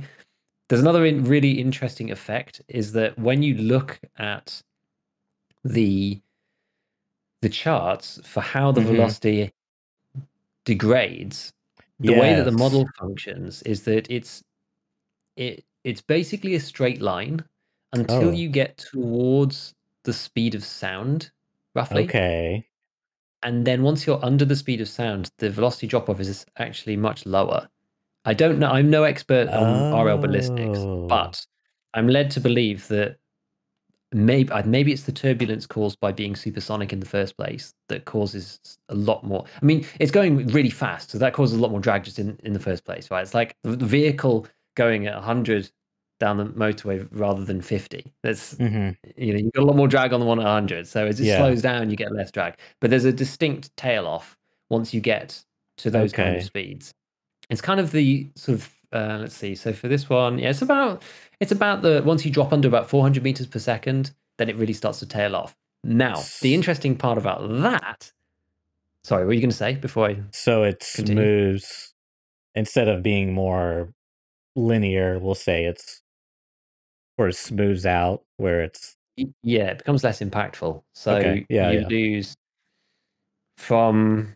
I'm back on. What am I on? I'm on M80 now. So from your starting speed to 200 meters, you lose 10% of your speed. To Mm-hmm. 400 meters, you lose another 10, so you basically lose 20% of your speed. To 600 meters, you then lose.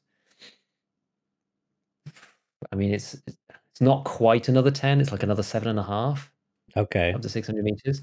But then after that, like 600 meters to 800 meters, you lose like 4%. And after that, it's like another 3% or something. So it really tails out as the round gets really slow towards the end of its trajectory.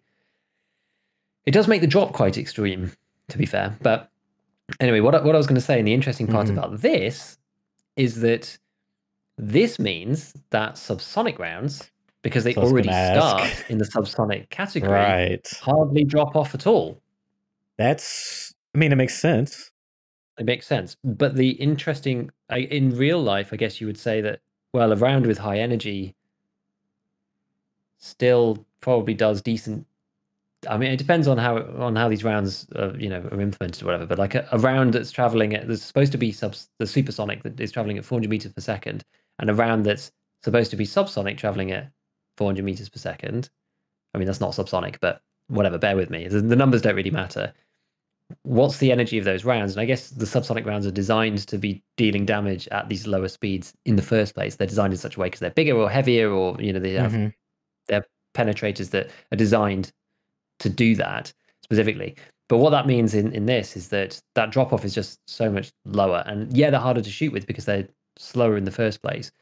But something like, yeah, the SS190 for the P90 versus SB193. SB193 stays pretty devastating for a long time. Interesting. Probably Yeah. longer than you can shoot it in any reasonable way, I would say.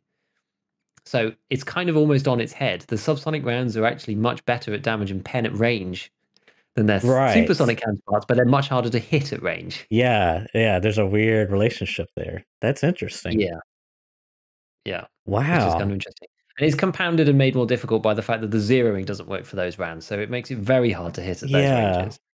But still, But it's, if you say 100 meters compared to two, hmm, I maybe 100 meters is a little too close because I don't know. Maybe like 150, I'll say. So SS 193 versus 190, you probably would be even. Well, let's see. What's the? I know the pin for. I've already done the maths on this. Okay, yeah, go ahead. The crossover point for 193 versus 190. This is why I used it as an example because I've already looked at it as well. Yeah, The crossover okay. point is 105 meters, Oh, okay. where Wow, that's 193 is better than 190 on pen specifically. 193 okay. is better on damage at all levels because it does more damage in the first place, and 190 drops off faster than 193 does. So 193 is always Oh, better on damage. dude, And that's at 100 meters, so weird. before they, and this is one of the reasons. So my videos kind of had like some of the teeth taken out of it a little bit by this update, because before the update, the crossover point was 40 meters, 40, Whoa, which is, yeah. that's So this was giga. really big before. It's not as big as Yeah, it's not as big as it was, right? It's still interesting, but it's not quite as like whoa, groundbreaking. Like I should be using yeah, 193 all the time. It's not right. quite like it was on that sense, but it's still interesting. I still think I haven't scrapped the entire thing. I've still I've changed the numbers and put my findings out. But this was huge, and now it's just like kind of interesting and good to know. So like just as like a theory craft in the old back when the crossover point was 40, Mhm. it was I think of it like, do I take the SS190 because it has a little bit closer pin point blank over the SS193? And also, if I have a hammer scope, there's less drop off, so it's easier to shoot. Or do I take the 193 that's just good in between that whole range and a little bit further out, but has worse, like not damage fall off, but bullet travel? It's such a weird thing, dude. That's so weird. It was actually kind of more interesting the way it was in some ways, from a pure like Yeah, ignoring bullets and real right. life and any of that stuff from a pure game choices Yeah. perspective. It was kind of more interesting with the 40 meter or 50 meter crossover, in my opinion. The MP7 was similar. The MP7 was, because that's got a bigger gap, because 193 versus 190 is only 2 pen difference, is Hmm. why the crossover point was so close. The FMJs versus Subsonics was a 4 pen gap. So that was 60 meters, and that's now 110 meters. No one's using an MP7 110 meters, though. No, no. I don't think so. That's kind of a If you moot are, point. you're spraying and praying, baby. Yeah, But exactly. yeah, because also you get the recoil reduction from most of the subsonic rounds. So it's Correct. like it makes it even more. Do I have this for this one niche situation, or do I go with like the generally overall good strengths in between like close and mid, but pretty bad at long? Or do I go for this one because it's decent at long, but then there's damage drop off and pin drop off and extra recoil? Like there's so much going on. It's pretty cool. I hope they really explore the system. And God, dude, if they can get the muzzle attachments working and like the barrel lengths working, like God, that would be so cool. Then you would have even more interesting trade-offs. I mean, right now I kind of feel like long barrel is pretty meta, just purely for recoil reduction. I think there's some Yeah. cases where I was looking at some Scar builds, like for the Scar L and Scar H, because someone posted in Discord something interesting with recoil, how the Scar L recoil pattern, we'll say, is very horizontal, whereas the M4 is very more like a V shape. Like it jumps. The Scar seems to jump up pretty much 90% of the time, whereas the M4, half the time it will jump up when you're just single tapping, you let the gun rest back to neutral. Mhm. It tend to jump like up and like way to the left or way to the right. And it's like you can build them where they have the same horizontal stat and you still get that behavior. So I don't know. There's something kind of weird going on there. But anyways, I was looking at some builds for and whatnot, and if you like really kit out a Scar and you put on like the meta of handguard and long barrel, meta suppressor, all that stuff, like the ergo's kind of bad on both of them, like 30, Oh, 35, really? 37. Yeah, it gets kind of. I mean, don't put a drum mag on a Scar L because dude. Yeah, so if you really kit them out, but if you go with like the medium leaf barrel, you kind of you lose some recoil, but you get a fair amount of ergo. And yeah, with potentially this system that we're theory crafting coming in, it would make it, dude, because now you would going with a shorter barrel, you would lose potentially damage that you could have had and pin from up close with a longer barrel. I don't know. It's so weird, man. It's exciting It is. stuff. It is. It's cool. It's cool. I feel like this is in line with what they want, right? They want people to Yes. prepare, research, investigate this kind of stuff. The system's complicated enough and realistic, like Yeah. that if you look at your damage tables and it's maybe not realistic itself, but if you pour over the tables and speak to people, understand how the system functions and that kind of thing, I think this is a great world that we're in right now, where we've got these guys making this system on the website, Hmm. where, and again, it's Tarkov-ballistics.com, where there's going to be open source. We're going to see the calculations, and the community is actually going to be able to build upon the amazing work that they've already done. To be fair, as a first take, this website is insane. Yeah. To be clear, it has pages for every ammo, range charts with penetration, power, and damage for every bullet. It has penetration chance for every round at every range. But no, for 100 meters. That's against every class though. And then there's a whole bunch of estimates on armor damage, blunt damage, and shots to pen chance for every bullet. So there's a ton of stuff in there at the moment. And there's a handbook that they're going to build, and then they're going to make all the formulas open source so that people can do various things. So as the system gets more complicated, we'll be able to make these choices, because this is the thing. Without this information, we've talked about this previously, that without the information in this kind of format, you're not able to make the choices at all, because it's Right. just random. If you don't know what effect it has, whether it does work or Yeah. doesn't work, then you won't be able to make that choice of, well, where's the crossover point between these two rounds? How does the recoil affect it? If I put on this and that and the other attachment, what's that going to do to the velocity of the round, and how's that going to change the energy, which is how's that going to change then the damage and the penetration? Those decisions can't be made unless you know the information, and so the system may as well not be in the game, Hmm. because you can't use the information to do the interesting thing. So I'm hoping that they get to where they want to be on it, and that I don't know how, I don't really know if there's an official stance from BSG on the website or anything, like the way that they've done it or whatever, but I don't see it as any different to something like No Food's charts or Veritas's Battle Sure. Buddy or The whichever. wiki even. Yeah, the wiki is a tool for players to, it's loot tables and that kind of thing, in game stuff like that. I understand, but Hmm. about ballistical information and ranging tables and that kind of thing. Those things exist in real life for shooters to use to try to understand the performance of their weapons. So this, to me, seems like the same thing. People spending their time researching, understanding how the weapon's performance works. It seems part of the preparation that BSG are talking about. Yeah. Maybe they'll take a different view. I don't know.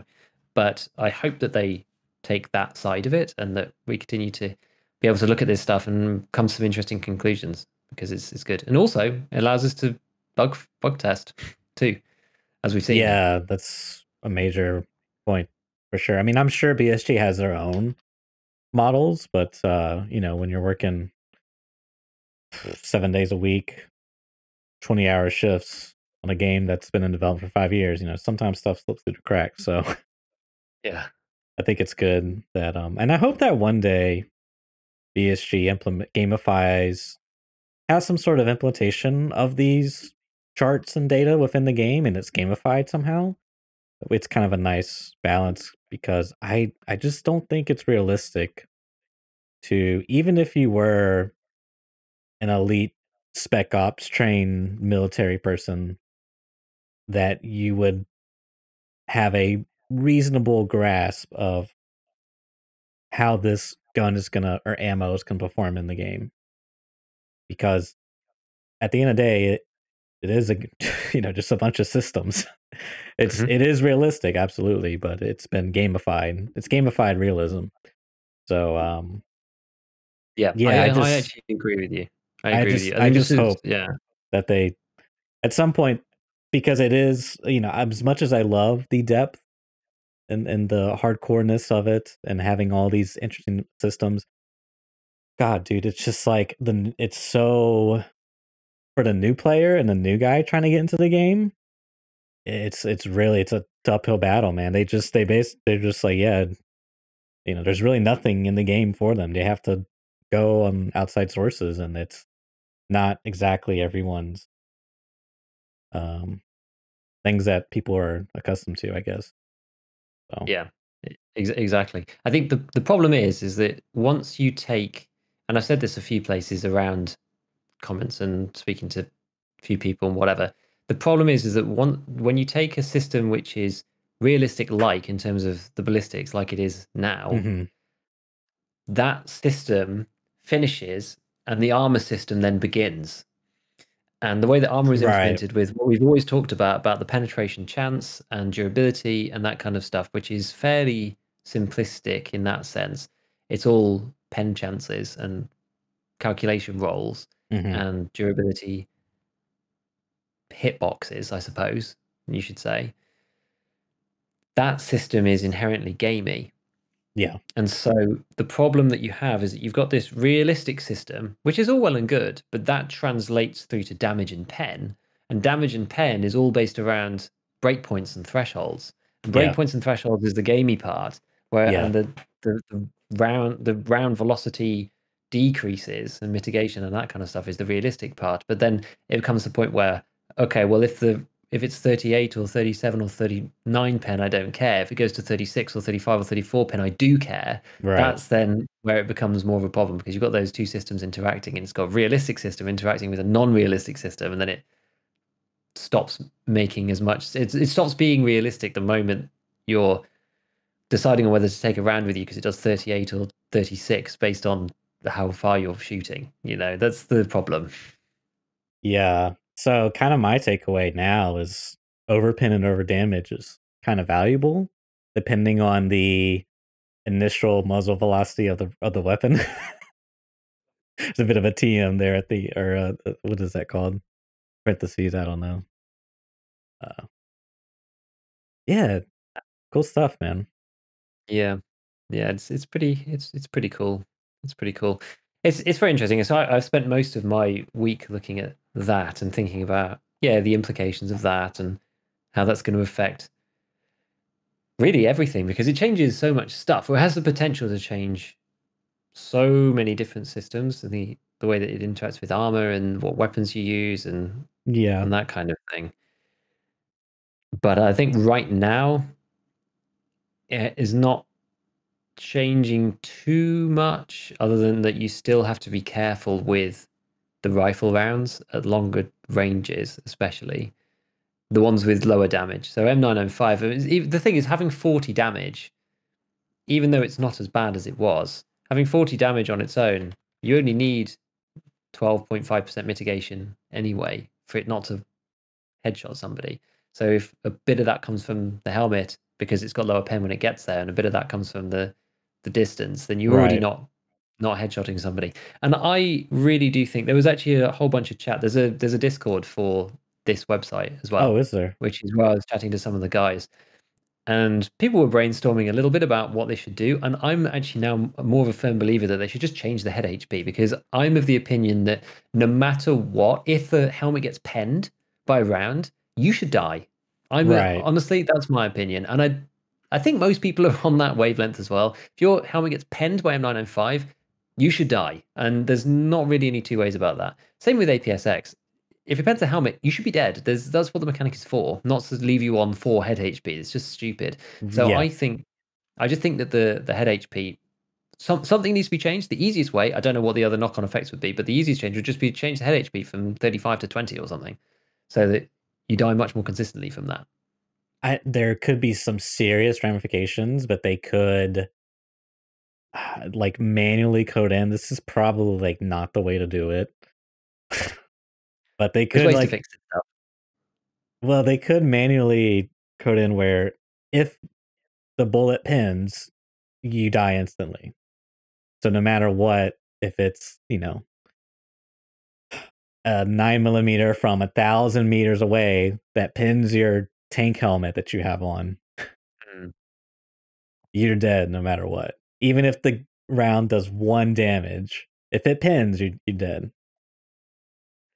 Like I said, there's probably Yeah. some serious ramifications, and it's probably not a good thing to code, because you probably have to add it's either you add it as a separate, I guess, parent that layers on top of the already existing branch, or you apply it to individually all the minute branches, which is like, it just sounds like a pain in the ass. So I don't know, but Yeah, I guess they could elongate the system for stomach is 1.5 times, arms are that's true 0.7, too. That's head true is too. times 5 for bullets. Right. Yeah, I could see So that. shrapnel or barbed wire or general grenade, HE explosion stuff, things that apply like on the whole body, hmm they stay as they are. But if you get hit in the head with a round, then there's a multiplier. Does that apply to blunt damage Oh no, but that's though? not. I'm sorry, that's for black limbs actually. But it'd be something similar. It'd be something similar where there's just a head Right. multiplier. Yeah. I don't know. I mean, it's kind of same effect. What I'm trying to do, and I think this is the thing, it doesn't really matter how they'd implement it from our Sure. perspective as lay people from coding. The thing is that we want to amplify the bullet damage and leave everything else the way it is, because otherwise there might be some kooky effects on the side that we haven't thought about properly, like shrapnel or barbed wire. Like imagine you tick 1 on the barbed wire and you Right. You instantly die because you've die. got a 20 times Exactly. multiplier on it, or something stupid, Yeah. or the head HP is 1 now, Yep. whatever. It's nice to keep it simple and keep it in the game, but I do think that should be the case. I don't think people should be Yeah. surviving headshots at 200 meters from a Golnik without a helmet on and that kind of thing. Right. That does start to feel really bad. I mean, I even have a bit of a gripe shooting nakeds with M80. It's like, really? You're naked, dude. I just shot you in the thorax. How are you? You should be collapsed right now. I mean, maybe you get knocked off you running, and you have to like crawl to the loot to shove your butt. Speaking of which, excellent transition. I know, Loot House, as it's called. I've been seeing a lot of streams, and a lot of I don't want to say a lot, but there's a lot of naked men shoving mysterious objects up their butts. Coins, iridium. I don't think that's safe to go up there. But it does. I have seen. I'm trying to think who it might have been. Willers, actually. He was VoIPing with a guy in one of his videos, and the guy comes around a corner and he's like, "Yeah, I got to hatch it out." And he was like, "Oh, you're a hatcher?" And he's like, "Yeah, I'm down really bad, man." I was like, "Oh, what level are you?" He's like 39 or something. He's like, 39? You're a hatcher? Dude, the loot on that map, I haven't played it, but it looks pretty insane. Like, from the videos I've seen, I'm starting to learn What I'm planning to do, I think I said it a few podcasts ago, but I'm going to go there once I have like every single freaking lighthouse quest possible, and I'm going to do like as many as I can in one run. It's going to be insane. Have to bring like 9 freaking markers in my container and 3 more in my backpack or something. But yeah, dude, the loot's insane there. It's just like high value spawn after high value spawn in like each individual building / location. Yeah, man. Loot I think house, dude. Yeah, because I haven't really played it. I think, as I said before, I was not going to, I think it's just similar to you. I was not going to focus on it and focus on questing and that kind of thing because I don't really have much spare time in gameplay terms to not be focusing on the things that I need to do because it's going to take me a long enough time to do the things that I need to do Right. before I go and do random stuff on Lighthouse. Are you USEC, by the way? Bear. Oh my goodness. Okay, well you got your work cut out for you. So I'm Yeah. USEC at least. So I can wander around Lighthouse, not too bad. Mm-hmm. But most of my experience comes from early wipe playing Scav on Lighthouse before they changed the rogues so that they just didn't shoot player Scavs. And so I got a ton of stuff. That's when I had my story about the M80s. And I had the 150 M80s and Yeah. they were selling for 3,000, 4,000 per round. But you go to any spawn, the toolboxes, loose loot on top of random boxes, whichever, and it's just even there, you're not talking crazy high value bitcoins or anything inside the areas that are already swept through by most PMCs. You're just talking like screws, bolts, high value Mm. thingies, whatever. Yeah. I've completely forgotten all of the loose loot items off the top of my head. But what you know what I mean? So you'll go in with a regular size bag and you'll come out and everything is 20 to 30k per slot. Not even wandering around interchange and you're getting 10k. Everything is hot, hot, hot. And that was my impression when I went. And people are dead everywhere. Bears getting sniped constantly across the map. You wander coming Yeah. across PMCs continuously who've been shot up on the cliffs and on the hills. The worst part is the random minefields all over the place that you don't know where they are, trying to get up into those nice hotspots because some of them don't even have any signs. And you're wandering through and then you just blow up and you have to try and walk on the rocks, but it's the floor's made of lava around the outside of the road camp. It's crazy. But I think the rest of the map, if you just ignore the road camp, there's quite a lot of other map to it. Although it does seem to be here's the rogue killing center, and then there's a big Right. road which is the sniper killing center for PMCs parked on the rocks, and then there's the villa killing center up here, and that Right. seems to be how the map is done. But I've not played a great deal of PMC on there, mainly Scav. But I agree, the loot is still crazy. I think Reserve was like this when it came out too, and they tried to Yeah. incentivize everybody to play it. At least they gave people a bunch of quests, and at some point they'll downgrade the loot again, They I'm sure. probably will because it is basically almost every spawn. There's like a high value spawn, except for like near Yeah. the rogues, I guess. But then I mean the rogues are high value in of themselves, so I guess you can consider that. I mean, I hope that once they start implementing the found and raid trader with the sniper at the lighthouse, that will draw sort of split the map more evenly because it does sort of like converge everyone north or towards that USET camp. But I'm excited to play it, man, and get some fat loot, dude. You know what I'm saying? I'm gonna be Yeah, shoving so many things up my butt. It's gonna be funny. I think the thing is that I want to play it with people, but I never play with people, if that makes sense. I Yeah, think Lighthouse is much more fun if you're at least three absolutely. I could see and you that. play it. Yeah, because it's funny. It's a really weird one because it's mostly a PvE experience. It's almost Right, a right. sniper elite kind of Yeah, map in yeah. some ways because you can approach it really slowly, really carefully.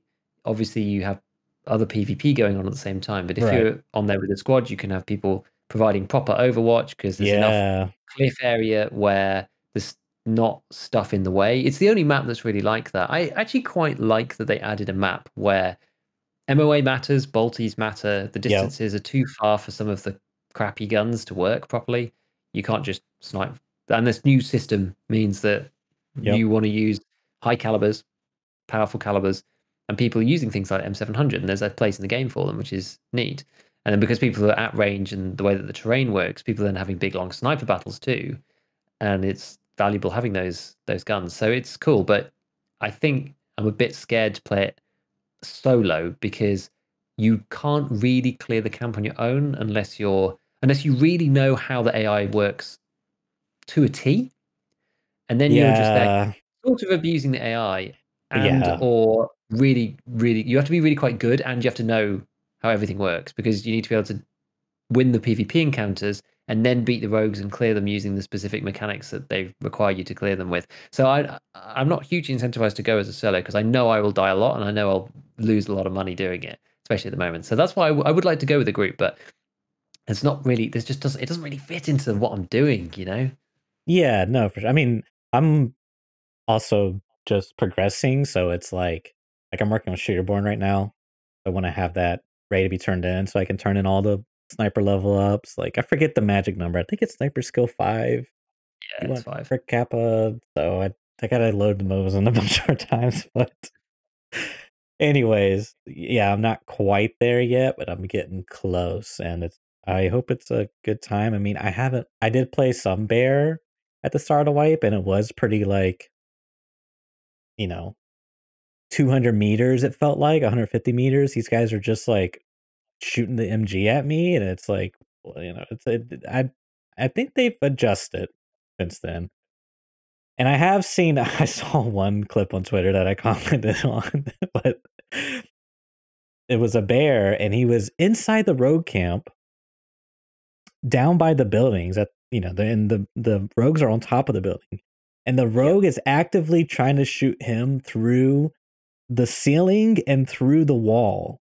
Because he's on the outside and the rogue's up top. So the rogue's shooting down at him at the floor or the metal sheets that he's on top of the roof. Yeah. And then that would have to go through another layer of metal wall because he's shooting at an angle to hit the bear. And then when the bear goes inside the building, because he's confused, doesn't realize what's happening, you can see the rogue shooting down through the roof at him, and some of the bullets are actually hitting him. And it's like, oh my god, dude, the freaking AI, like this guy is wall hacking. This I think, Yeah. Yeah. which I wanted to ask you.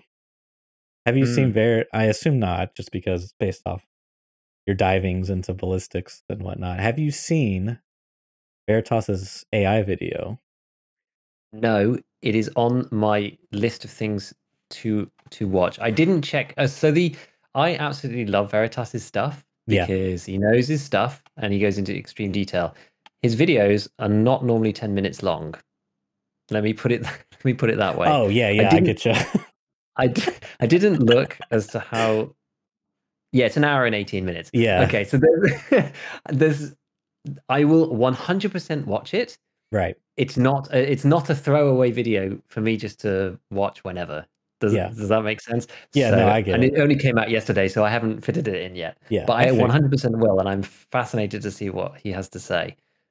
Although I feel like, based on hearing him on the podcast, I probably know most of what he's going to say in that video anyway. But it's going to be, as usual with YouTube, more distilled down, more specific, scripted, has a nice flow to it, that kind of thing. So it'll be good. It'll be good to listen to. And I think it's nice to have something like that out there because rather than unstructured discussion like Yes, it generally is, it's good to have something pinned down that absolutely. someone in BSG, Nikita, whoever can look at, watch, because they do consume various pieces of content. And if something is distilled in that way and thought through really logical, then it displays the issue more clearly than even than it being live on a podcast or something, trying to explain it live. If you're a Right. consumer of that content, if you're not as familiar with some of the concepts, you can always play it back. Or on YouTube, there's closed captioning. I'm sure that probably is quite helpful. I've told some people have said, "Oh, I'm not an English speaker on my videos."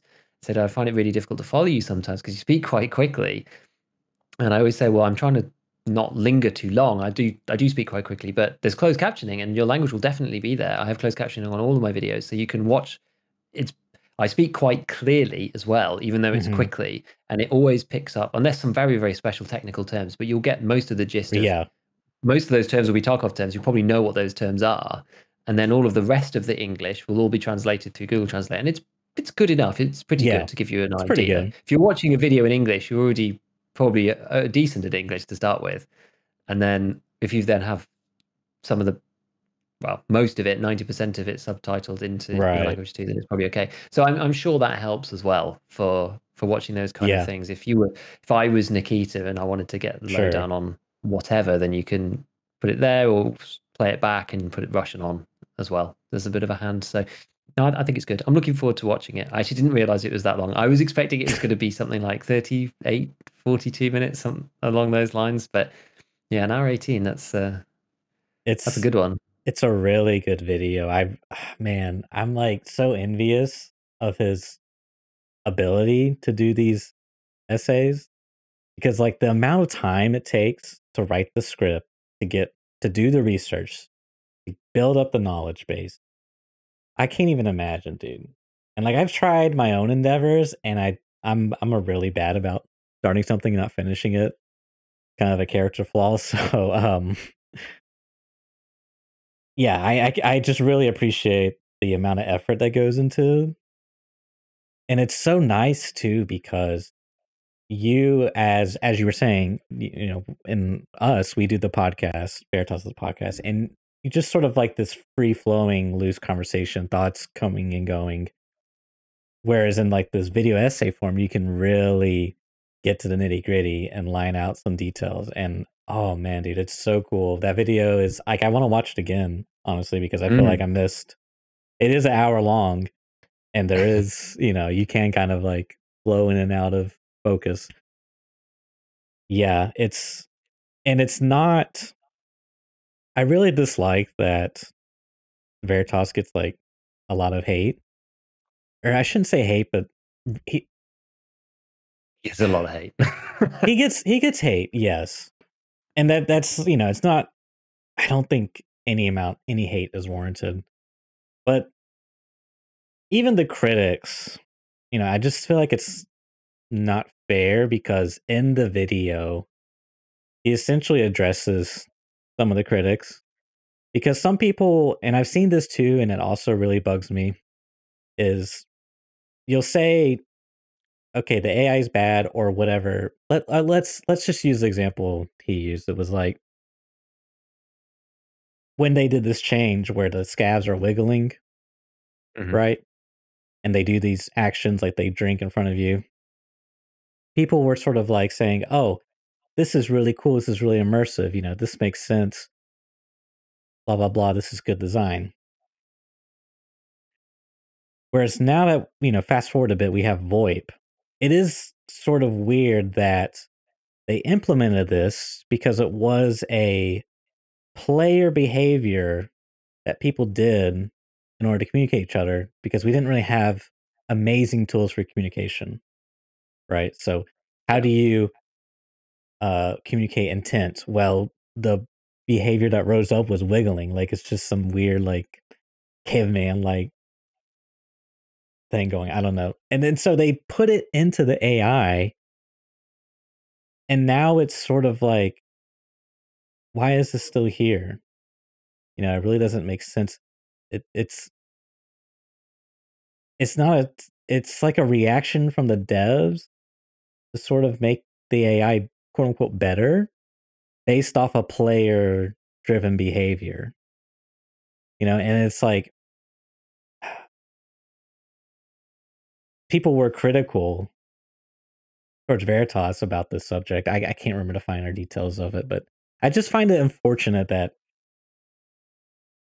people are so critical of him that they won't even give him the time of day. You know what I mean? When if you just can like set aside your bias that you may have and like absorb the information, like he does a phenomenal job, man. Like he goes over the fundamentals of AI and game design, and there's talks from GDC and everything. Like, yeah, it's a great video, and I can't watch it Yeah. again. It's a funny one that they add the wiggling thing in because players were doing it. Now players, to be fair, I actually have had situations still where player scavs will wiggle because some people playing player scav, and this is me playing player scav 90% of the time. I'm not really interested in VoIPing people, and Yeah. I'm doing something else, and I'm running factory, which is normally when you see it. And two people meet, and they because it's just quicker than, hey man, how's it there? And that like, no, Yeah. I'm looking in this toolbox, you know. Hmm. So I 100%. find that people are still doing that, but on other maps, I do agree on other maps like customs that should be. It feels a bit strange because the only time that you ever see people wiggling is on the AI. But it's one of those things where that should be part of BSG's general development and coding is a plan, a map of what went in, what, when, and why it went, so that you can say, okay, this has been added. This feature is now no longer needed. We're going to remove wiggle because VoIP's been included, and that should be part of their process, really. So, but I don't know. That's one of those things where we've seen time and time again that there are certain elements of the game that have not been designed in that way, and not even just the game itself being designed, but as in whatever framework they use internally to do the coding and the decision making behind the code is not necessarily the slickest process of all time. I think that's Right. pretty clear to say at this point. Even basic things like every time you add a suppressor, you have to add it to every quest. That's not really Sure. difficult, but the way that they are doing stuff internally does seem to be slightly problematic in that way. I think anyway. Yeah, I mean, I would say maybe there's two potentially separate things. One with like the suppressors being, having a a parent instead of individually going through and adding it to each quest. Sort of. I guess it's like a very high level thinking process, and it's one of those things I've experienced in when I'm doing some video editing stuff, and I have this way it visualizes applying effects is something called like nodes, and you link the nodes together and you basically create a giant chain and you can merge chains together. And so if in like we'll say your foundation chain, I made a mistake and then I don't realize it till like once I start doing something way down the chain down here, like, oh, this is affecting that. So I gotta go back and try to fix it. I can try to like fix the very beginning of the chain by doing some really janky stuff and maybe it'll work, but it's very possible it will break in another scenario or something else gets added. Or I could start from ground zero and do it the correct way I should have done it. But ground zero is going to take a lot of work and a lot of like brain power because I'm just like, exhausted. So I can kind of like understand, relate a little bit. But the other thing is with it just seems like adding the wiggle was a reactionary thing and not like a top level designer. How do we want players to behave? How do we want things to what's the goal, right? Instead, oh, let's make let's make the game more realistic. Right now it's not realistic.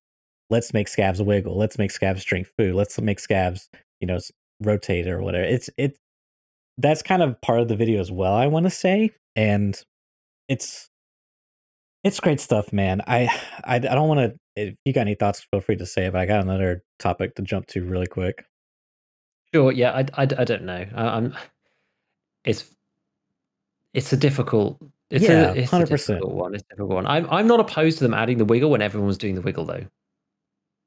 Personally, I'm not super opposed Yeah, to it just because you would expect to see other players wiggle, so I don't mind it sure. being part of the AI in that sense. But the only reason why people were doing it was because of the lack of VoIP. Now VoIP's been added, it should go.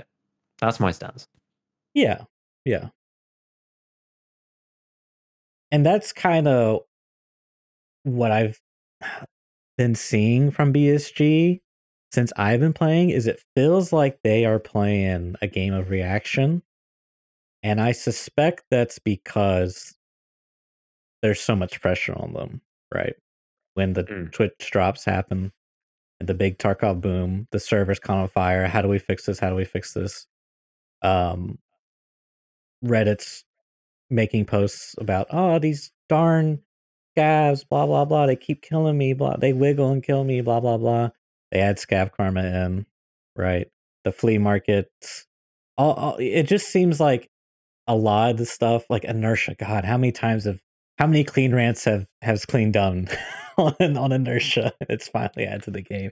It just seems like all of the changes since I've been playing have been very reactionary with some additional stuff that they've been working on. And I suspect they are always working on some big, lighthouse, streets, whatever. But there's like definitely what gets pushed to the front seems like what's the trending topic of today or the current time. And I was watching Nice Guys and Clean's chat, I guess you could say, about Tarkov's development, the future Tarkov, what's to come. And it's, I don't know how to feel about it because there's so much stuff to come. And there's a lot of talk from Nikita about finishing the game. What does that mean? Is that a Nikitaism, quote unquote? Did they? I mean, I suspect that they will release the game at some point, obviously, and there will be a smaller team dedicated, maybe not a smaller team, but a separate team dedicated to EFT and maintaining the service of it and updating it whatnot. But then the core team is going to move on to the next project, which is that Russia 2028 or whatever. That's my suspicion then. But nonetheless, it's really hard to see that vision that they were describing because there was so much stuff there and then so much stuff. And I guess maybe I can only see like 5 feet in front of me, whereas maybe other people can see 100 yards past them or 50 meters. I don't know the conversion, but I don't know, man. What did you see that video? I did. It was quite long. They touched on a lot of Right. topics, and Yeah, I have to admit, I wasn't 100% paying attention for the entire thing, sure. which my fault. I was doing other stuff, but the broader, my general takeaway from the video and my broad stance on it is that I think that to expect all of the things that have been said will go into the game Right. by 1.0, I think is wildly optimistic, personally. I I dare think say 1.0 will look unrealistic. a lot. I think 1.0 will look very similar to what we have now. Hmm. I do. And we might have some other mechanics come in. I don't know in what order and how much stuff has been done in secret, because we know things like airdrops have been being worked on completely in Right. secret. Yep. So it's possible that we get some things like advanced movement, and we know we're getting streets, we're getting terminal, and those types of updates. But I don't see. I see like some kind of first version of open world, maybe map to map, but being like it is now, so that you go out of the extracts and then you have Right. to then decide to go on to the next raid, that kind of thing. But it won't be open world in a sense that people think it will be. I think it'll be the maps as they are now with the extracts that they are now. Yeah. And there's some kind of system to traverse between those and some way of getting back to the stash, that kind of thing. I don't think it'll be that complicated. I think Hmm.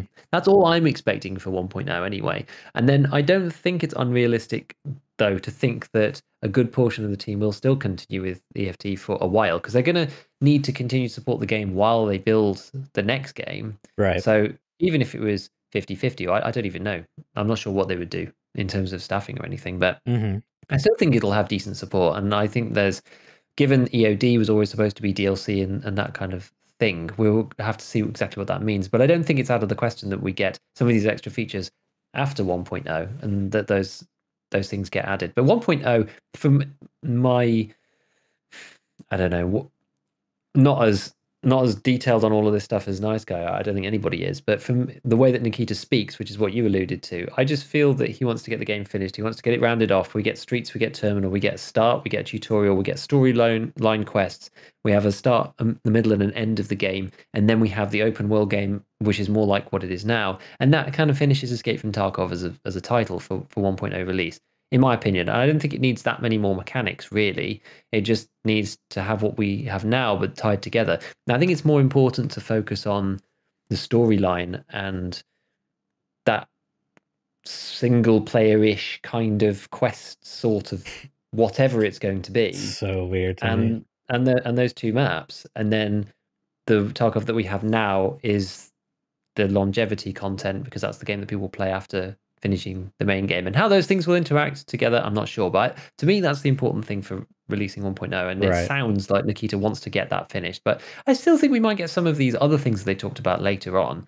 I Yeah, think I there's going to be some think cool so. stuff. There's BTRs and rocket launchers and the in-raid traders and Right. whatnot. I think all that. I think we'll get all that by 1.0. But I don't know if we'll have 2 bosses per map. I don't know if we'll have loads and loads of in-raid traders. I don't know about that. And there's some of the extra advanced stuff I'm not sure about. I don't. I think this is. I'm pessimistic in terms of all of the fancy stuff, but I'm optimistic in that I don't think that the game needs a great deal to complete it for the satisfaction of 1.0, with the story, the few other bits, and tying the maps together in some rudimentary way to start with. I think that would be good enough. If the storyline is decent and the way that they want the progression to work with the traders and the map to map travel to work is decent, I think it can function in that way. I think it would work. I think it will work. So we have to see. Yeah, I mean, I think even now Tarkov stands on its own 2 feet pretty well. I mean, I would say for Yeah. the average person, you could easily get 2 months, maybe 3 of good gameplay, good enjoyment out of the game. Well, it depends how you define enjoyment, but you know, it's Yeah. it's a pretty solid game. And I agree with what you're saying. I think those are very reasonable things. You know, I think a lot of the stuff sounds like adding all these types of guns. Sounds a bit like completionists, you know, it's like minor stuff. The open world things, it's a little bit bigger of a system, you know, this is a pretty big system. And that's really what I'm curious to see is how they do these top level designs because, you know, you look at something like Scav, for example, it's a pretty solid design, I guess, for the ability to take on the role as a scav. I mean, granted, back in the day, you did have a secure container scav, but maybe that's a bit of a flaw on the secure container design, not necessarily the scav. But anyways, I that's kind of what I'm trying to say is it feels like once drops happen, BSG got shoved into AAA developer crunch time, you know, content, and then and really just like sort of reacting to the influx of players and all the problems that comes with that. And I guess some of the systems that they were working on or had in place. And it feels like they've been playing that game for is it 3 years now? Like I think we're going on 3 years. And I think that's where Nikita may feel like he just wants it to stop, you know? Like they're just constantly playing this game of reacting and yeah, I don't because you got to think the game went from what was it like 3,000 average players to like 100,000 concurrent. Like it was insane. So it's just I would love to just speak to Nikita and just really see and try to understand what times were like before then and what they are now and sort of see what's all changed and whatnot. But Yeah, I'm sort of torn. I don't know. I feel that they have had to deal with a lot in terms of server stability, back end infrastructure, and that kind of thing. And that's reactionary. That's true, but I don't think it can really be any other way. I think that's just the game gets big, and then you see yeah, what explodes, and then you fix it. From a content perspective, I think that's maybe a bit different, and I think it's 50-50. I think it's more 50-50. So things like scav karma, nobody asked for that, but they did it. Malfunctions, no one asked for that, but they did it. The ballistics range changes, nobody asked for that, but they did it. Inertia, everybody asked for that, and they did implement it. VoIP, everybody asked for that, and they added that. So those were things that I don't think inertia would have ever really come about unless the player base had talked about it so much, and emergent player behavior of AD spam and stuff. That was never expected by BSG, and so they added that because the player base said that this gameplay is not good and Hmm. is counter to what you want. And VoIP again, we need more tools to be able to communicate because you said that you want us to work together, but we can't do that with the in-game hand signals and the voice lines. So 99.9% of the time it's kill on sight, which is not what they want ultimately. So that's why VoIP's been included. So I think it's half and half from a Yeah, content side, I would say. I So could see some that. things, yeah, I think some things are reactionary, but I actually don't mind that in some ways because I know Nikita said before, we want to build the game that we want to build, but I'm always on the lookout for ideas. And even people who are saying, leave Nikita alone, leave BSG alone, let them build the game they want to build. And he has said in the past, I distinctly remember, you keep giving us ideas though, because the things that I think should be in the game may not always be what's perfectly right for the game. And I'm Hmm. always looking for new ideas. And for example, VoIP, we implemented it and it's great. And he never wanted it, was very resistant. But over time decided that it was a good idea and the community was right. So I think it's fine. I think that's okay. I think that's okay. It's from the content side and well, from specifically the gameplay side, I should say. I think they have to listen to the community on that because we're playing the game so much. And in some ways, I don't feel like they've added anything specifically that takes away from the vision per se. I think they've only added things that the community have asked for that add to the ultimate end product, like removing unrealistic and annoying chatty type gameplay that shouldn't really be there and VoIP and stuff. I don't know. I'm not sure. I think it's fine. I think the reactionary Yeah, stuff has happened in an okay way, and the content they're doing their thing, and then it's okay. I'm actually fine with it. I think. yeah. I think it's just unfortunate how it went down because I do feel that the bit of the reactionary stuff does sort of drain on the team, whether it's server stability, features that need to be added. I mean, can you imagine, you're working on one project and then the boss comes up to you, he's like, okay, you need to stop what you're doing. We need to start working on VoIP because apparently everyone wants it. So now this thing's on hold, and now you have completely, scrap. It's like put that in the junk folder. Now I got to work on this new thing. I'll see you in a couple of months. Like that. I mean, that maybe that's not at all how it went down. Who knows? But it's just it. I just would love to see a new feature or a new.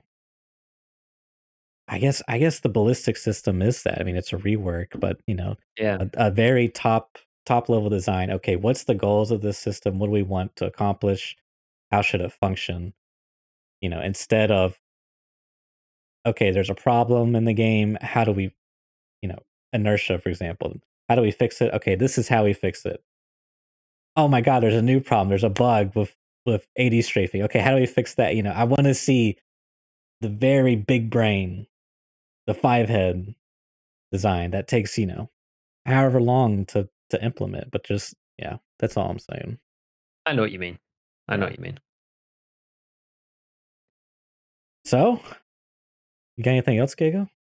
Oh no, I think that's everything. I think it's everything I wanted to cover. Can return to my ballistics cave for another week. I did notice, I don't think this was in a note anywhere, but I saw on someone's stream that wrist visors are banned from the flea Oh, because it's yeah, the wrist T, so it's kind of a weird thing. The helmet doesn't spawn in raid, so you can only get the helmet from Ragman, but hmm. the visors do spawn in raid. But Oh, now they are banned from the flea, which is interesting because the Alton visors are not banned from the flea.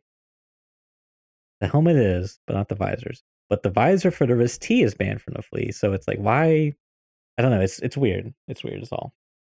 I would So expect then the alt-in visor to be banned at some point. right, Would that be would my be immediate yeah, guess. Yeah. my expect because it's kind of crazy. I don't know if you look at the prices for those, but they're like 30K. The Alton visors, which is Because I think you can only barter for it, Ragman, but it's if you find an Alton in raid, you can sell it to Ragman for 29k. So it's like at the value of that item has reached the very minimum people will list it for. So it's kind of weird. I don't know.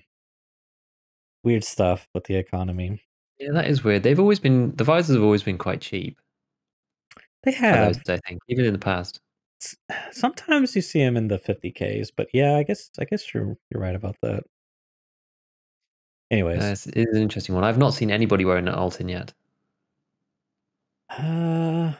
trying to think. I don't think I have either. Not in my raids, anyways.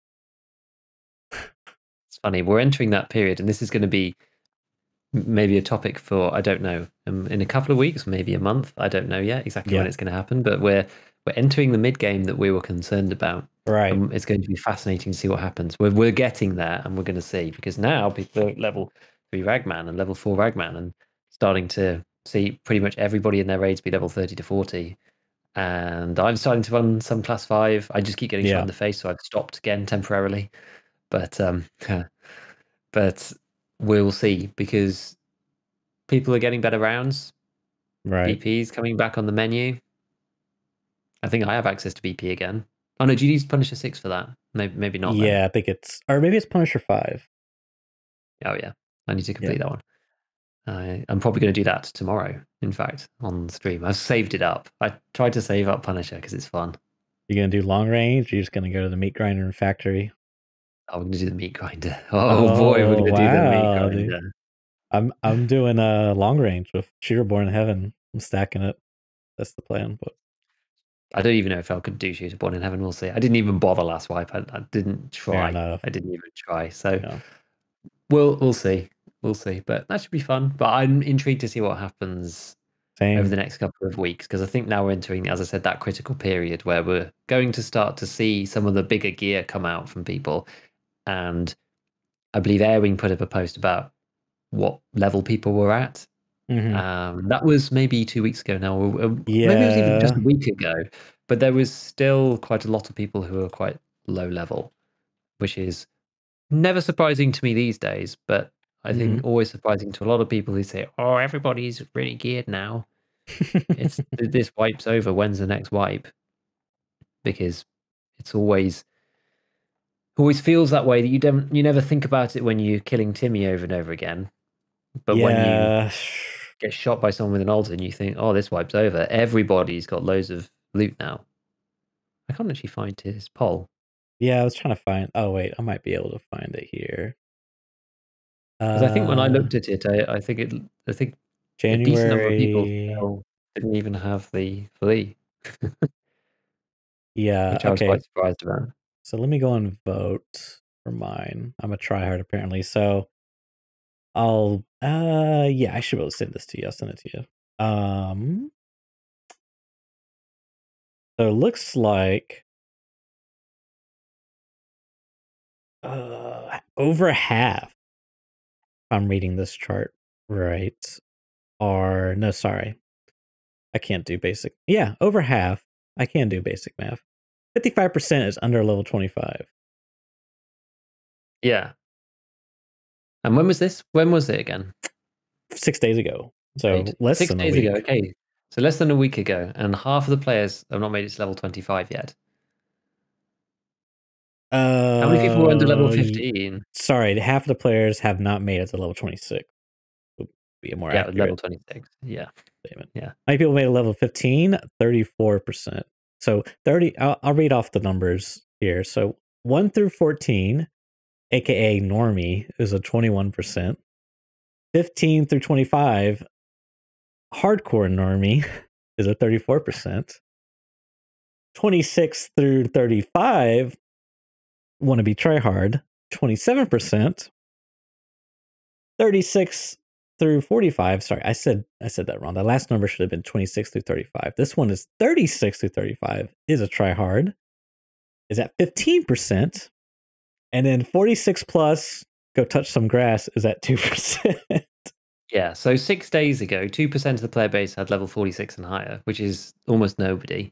21% of the players don't even have the fleet yet, as of 6 days ago. That's Mhm. mind-blowing to me, by the way. The 1 in 5 players that you find in Raid, in general, not assuming for any statistical bias of the fact that you might run into more chads because they're not crawling around the edge of the map. That aside, if you're loading into a raid, 20% of the raid that you're in, Yeah, there's a statistically, aren't even on the fleet. Yeah, that's kind of crazy. Which is that was crazy to me. That was actually the craziest number. I was just thinking, yeah, there's always a surprising number of people in that category. It's always surprising the number of people that you think are going to be higher, but there's a good proportion of people coming to the first time to Tarkov. I've done more stuff this wipe about not necessarily basics, but more loadouts and that kind of thing. And a lot of people have messaged on my videos this time more than usual, saying I'm new to Tarkov and these really help because you break down the whole load and you're not just talking about a gun, you're talking about everything. So I've tried to do a few more of those because there are a significant number of people who are not that clued in with the EFT, or they're coming for the first time. There's still lots of influx. I noticed even on the Reddit, it was I think the middle of last wipe, they were celebrating the 500k on Reddit, and there's 750,000 people on Reddit now subscribed to that EFT Reddit. So it's growing at a big rate on there, and that shows there's more people. There's still more people coming. Still more people coming to Tarkov. Every time we go through a big drop cycle, you get Summit and all the boys playing.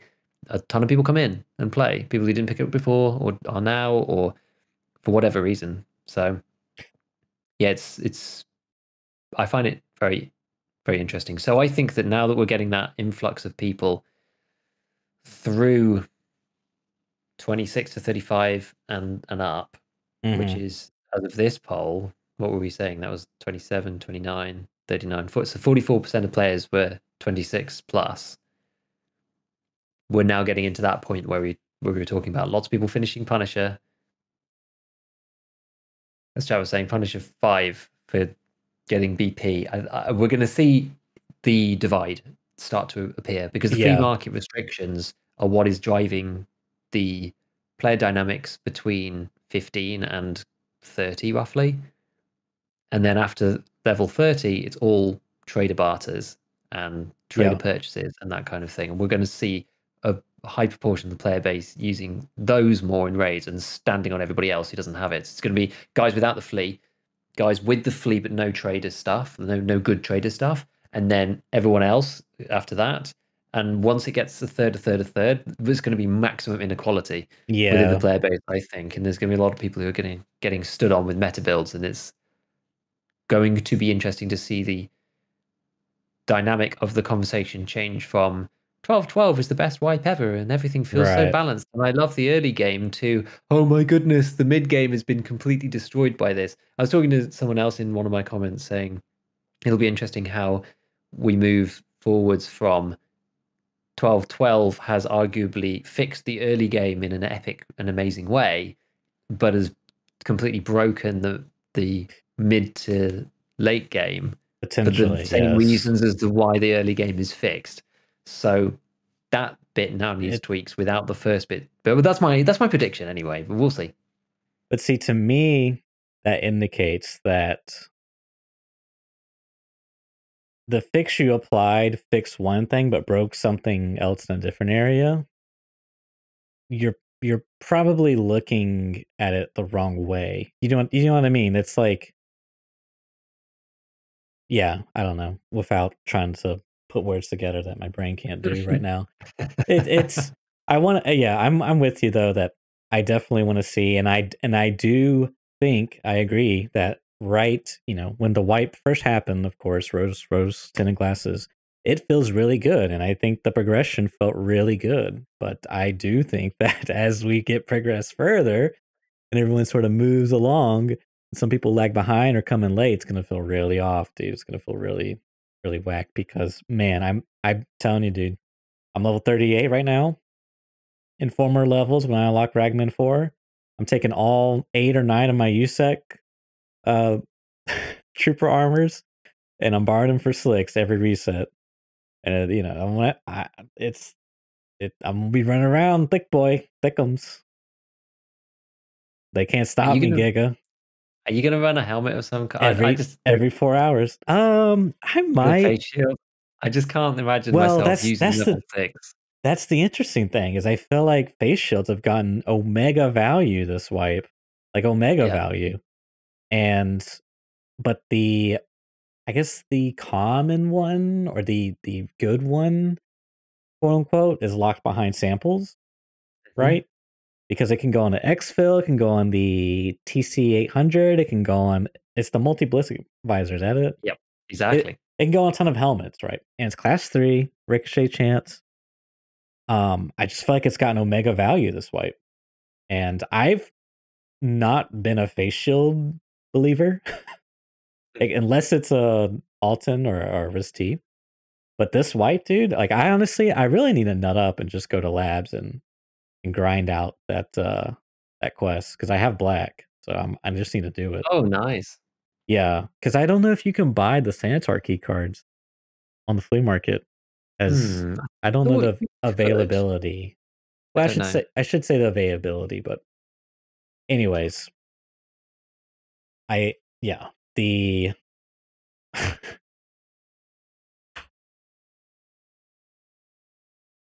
I can't wait to see how it turns out because I think you're right. I think a lot of people have a bit of rose tinted glasses and maybe can't see the potential outcomes of the changes given time and progression.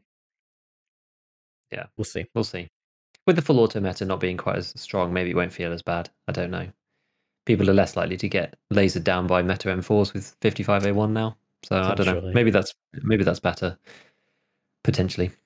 we we I will be watching and waiting for the outcome and watching the community discourse turn from I love the early wipe to I hate my life. I'm continuously getting kicked in the ass by level 46s with all the gear, impossible to kill, and I can't buy the bullets to kill them. That's what I'm waiting for.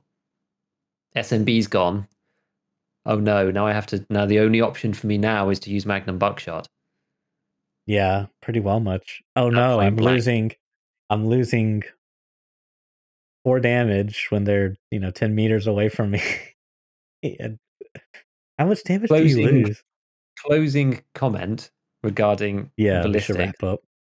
We should wrap up. Closing comment regarding ballistics. Because Magnum Buckshot has 50 damage, the point at which you Oh, deal less than 35 damage per pellet is about 110 meters with Magnum Buckshot. By the so way, it is a long way. It is a long way. I've never really been a huge believer in Magnum Buck because of the huge recoil, right. but I'm going to be using it a lot, I think. Dang, so basically Express is just dead. I think so. That sucks. I really liked Express. Same. RIP It to the homie Express. it does seem that the pellets shot bug was fixed though, because I was looking today and you can count 9 actual pellets when you fire. Oh, okay, that's right. That's I a do random side note. So remember that bug as well. quite easy to hit them with 2 pellets. It's quite a tight spread, even at long range. You'd be surprised. But I'd rather have 8 pellets that can all kill rather than 9 where you have to hit 2. It's the same with Yeah, Flechette. Going for just faces with Flechette just doesn't really right. work either. It's okay if they have a face shield, but I think Magnum Yeah. Buck's just nice because it gives you that option to either aim for their face, and as soon as you see they're wearing a face shield or an Alton or something, you rush in at point blank and shoot them twice in the legs instead. You got that option there. Express can do that, but it's just not quite as good. You have to hit a lot of your it's still good damage, right? But don't get me wrong, but you don't have to hit anywhere near as many of the Magnum Buck pellets. But you have to deal with the increased recoil. I don't know. Tough. Not to mention that the revolver shotgun can't malfunction either. By the way, Oh, so really? revolver shotgun now because the revolver mechanism is not possible. There is no malfunction animation, so you can use revolver shotgun with Magnum and on single tap mode, and you can get some real accurate stuff going. It's cool. I'm doing some testing with that at the minute. It's Huh. pretty interesting. The That's another ultimate time. scav gun. 0 For another time. durability. It always For comes an, back in insurance. yep. I That's love for it. another. It's another time. For another time. All right, guys. We will wrap it up here, everyone. Thanks for tuning in. Before I get Giga caught up in another ballistics discussion. Yep. And Stop me, please. we will catch you guys next week. See you later, everyone.